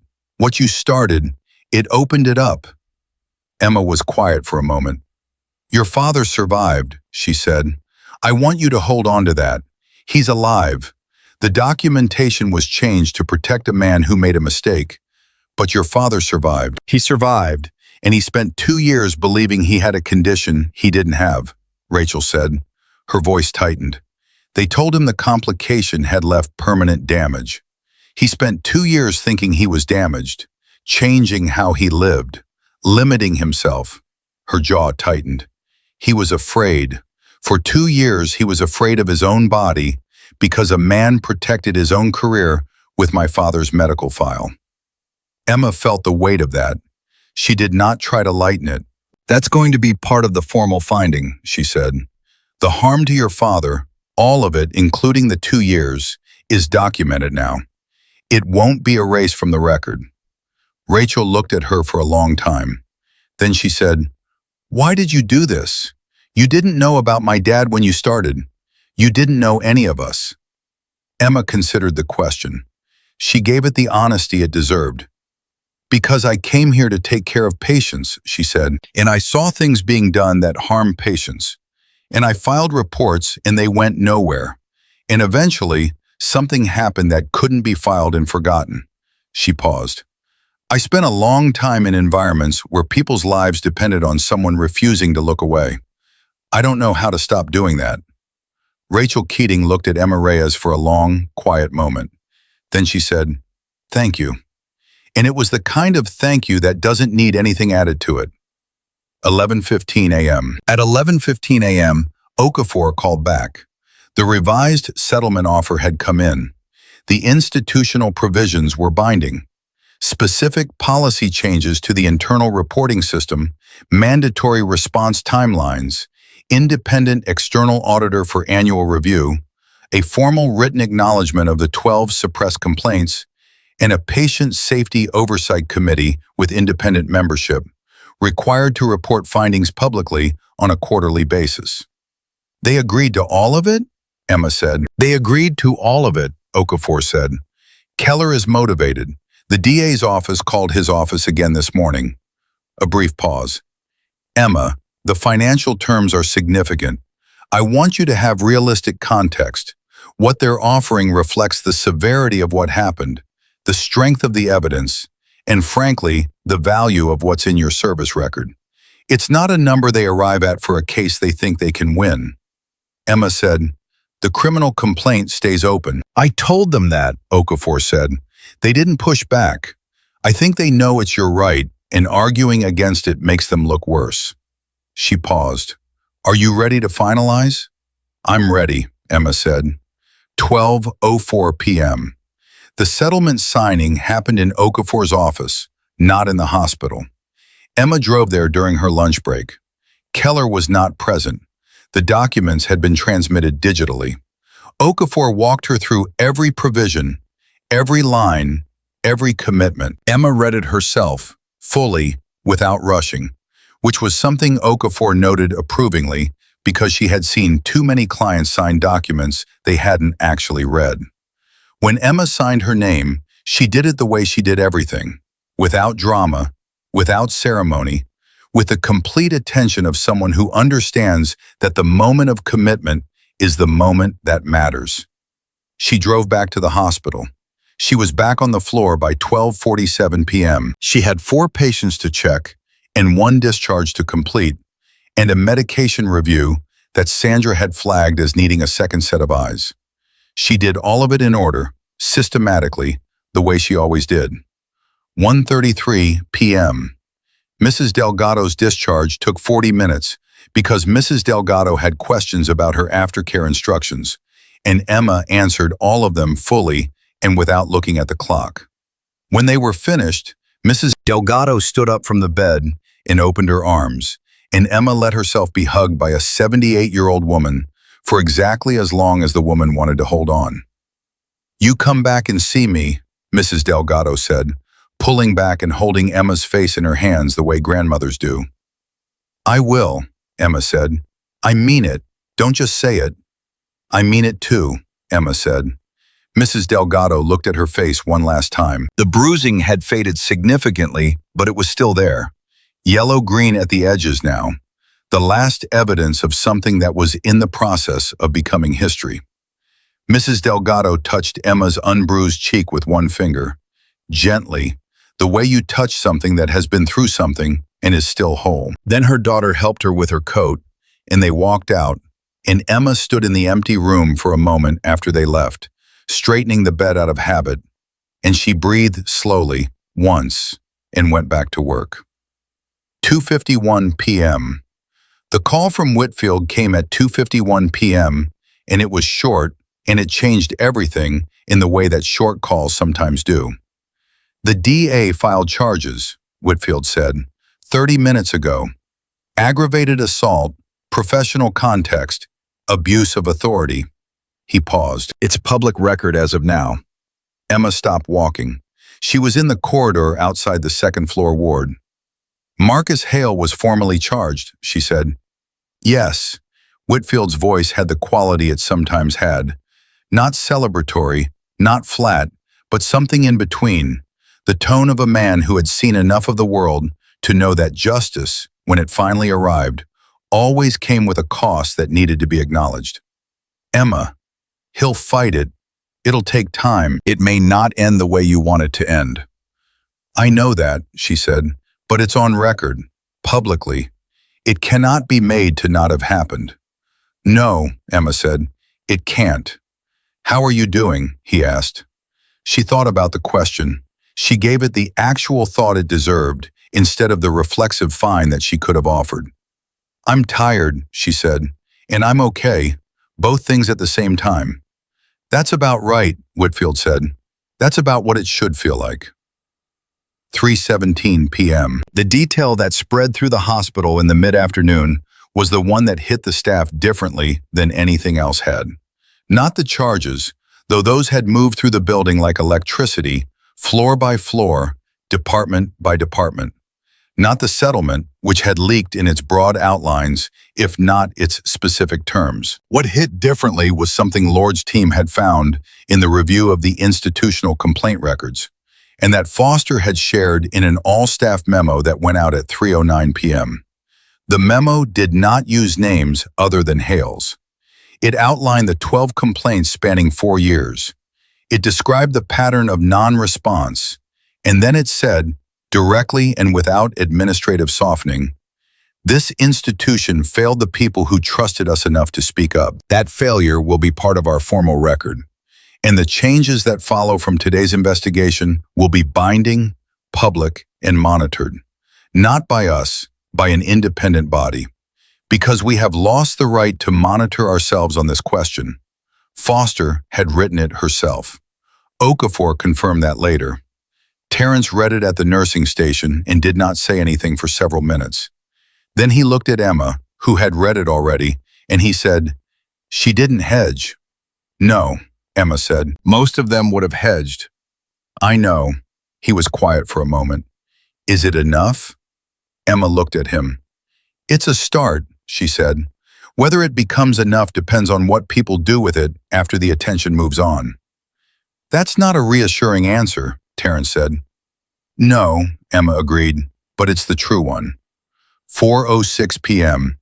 Dr. Annabelle Marsh found Emma in the break room at 4:06 p.m.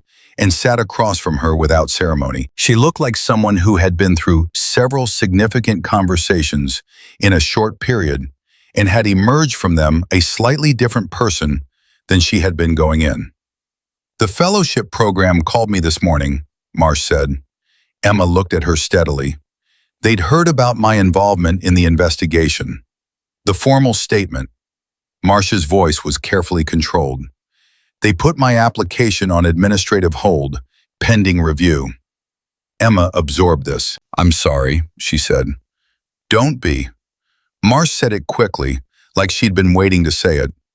"I thought about it all morning, and I kept coming back to one thing." She paused. "Before yesterday's board meeting, Dr. Harmon changed his vote. You know that." "Yes. I talked to him this afternoon. He told me why." Marsh looked at Emma directly. "He said he went into that meeting intending to protect a colleague, and then he heard the full account of the Keating case, and he thought about his own daughter, who is 23, and he thought about what he would want someone to do if it had been her who had been lied to for 3 years about her father's health." She paused. "He said one vote in a room is worth more than the right answer given only to yourself." Emma said nothing. "The fellowship program is going to make a decision," Marsh said. "Maybe they'll reinstate my application. Maybe they won't. But I gave my statement.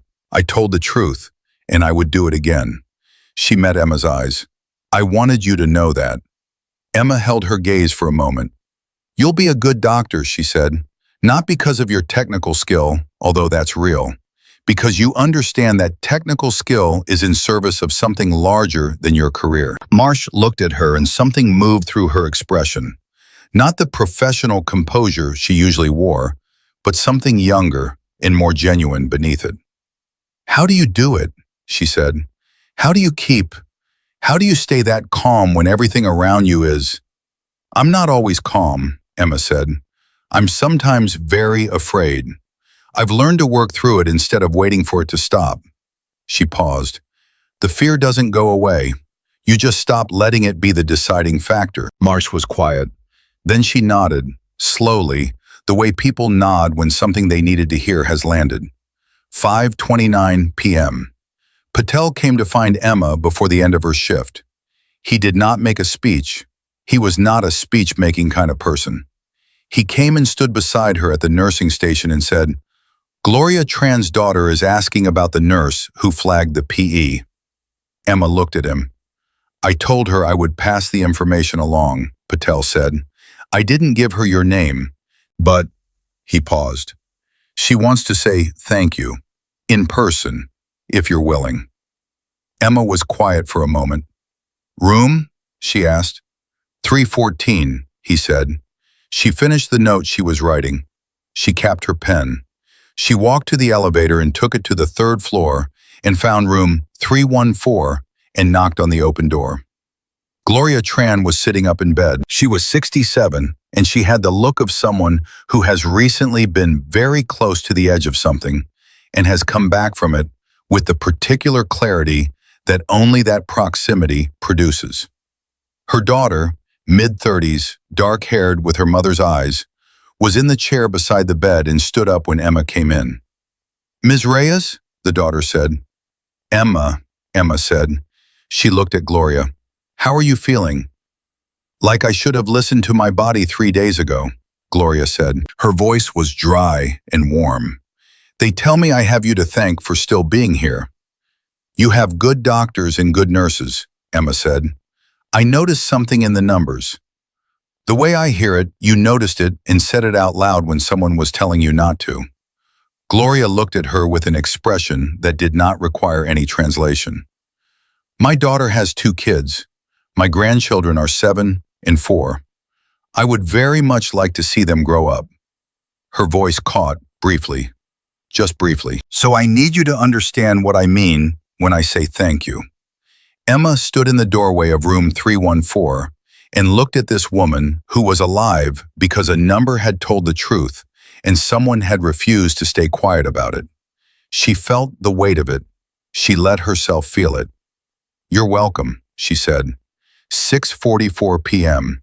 She was almost at the exit when Foster stopped her. The chief of staff was walking quickly from the direction of her office, and she had her jacket on and her keys in her hand, and the expression of someone who has had a longer day than most people could fully comprehend and is still fully present in it. "I wanted to catch you before you left," Foster said. Emma waited. "The Independent Oversight Committee," Foster said. "The one mandated by the settlement. I'm putting together the initial membership. I want your input on the external candidates." She paused. "And I want to offer you a formal role on the Patient Safety Review Board. Standing member, salaried, full voting participation." Emma looked at her. "I'm a nurse," she said. "Floor staff." "Yes," Foster said.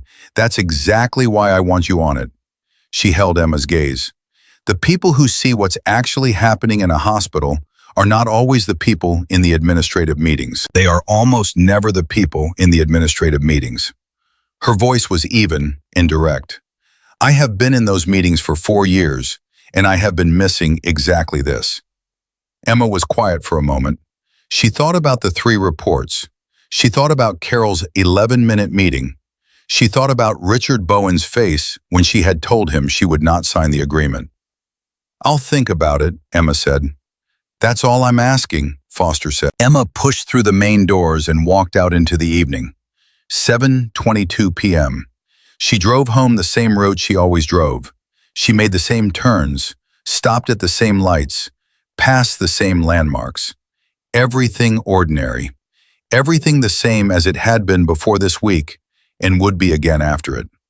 The city did not know what had happened inside one building within it. The traffic did not care.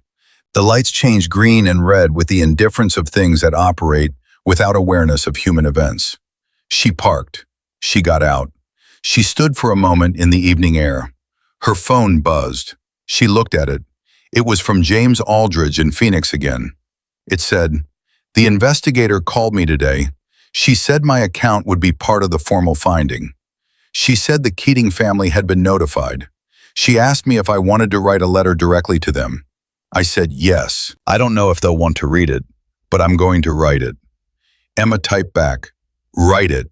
Whether they read it or not, write it. She put the phone in her pocket. She thought about Whitfield's voice on the phone. Both things at the same time. Tired and okay. Tired and okay. Yes, that was about right. She thought about what came next. The criminal case, which would take months and would be fought hard and would live in public record regardless of its outcome. The institutional changes, which would be implemented under the eye of an external auditor and would be tested in the months ahead by whether the people responsible for maintaining them had the will to do so when the spotlight moved elsewhere. The Keating family, who now had the truth and would have to decide what to do with it. 12 people who had filed reports and been ignored, who would now receive formal acknowledgement that they had been right and the institution had failed them. And tomorrow morning, a hospital that would wake up and do what hospitals do, which is receive the suffering of people and try to address it, imperfectly, with whatever skill and care its staff could bring to the day. The same work it had always been doing. The same work Emma had come here to do.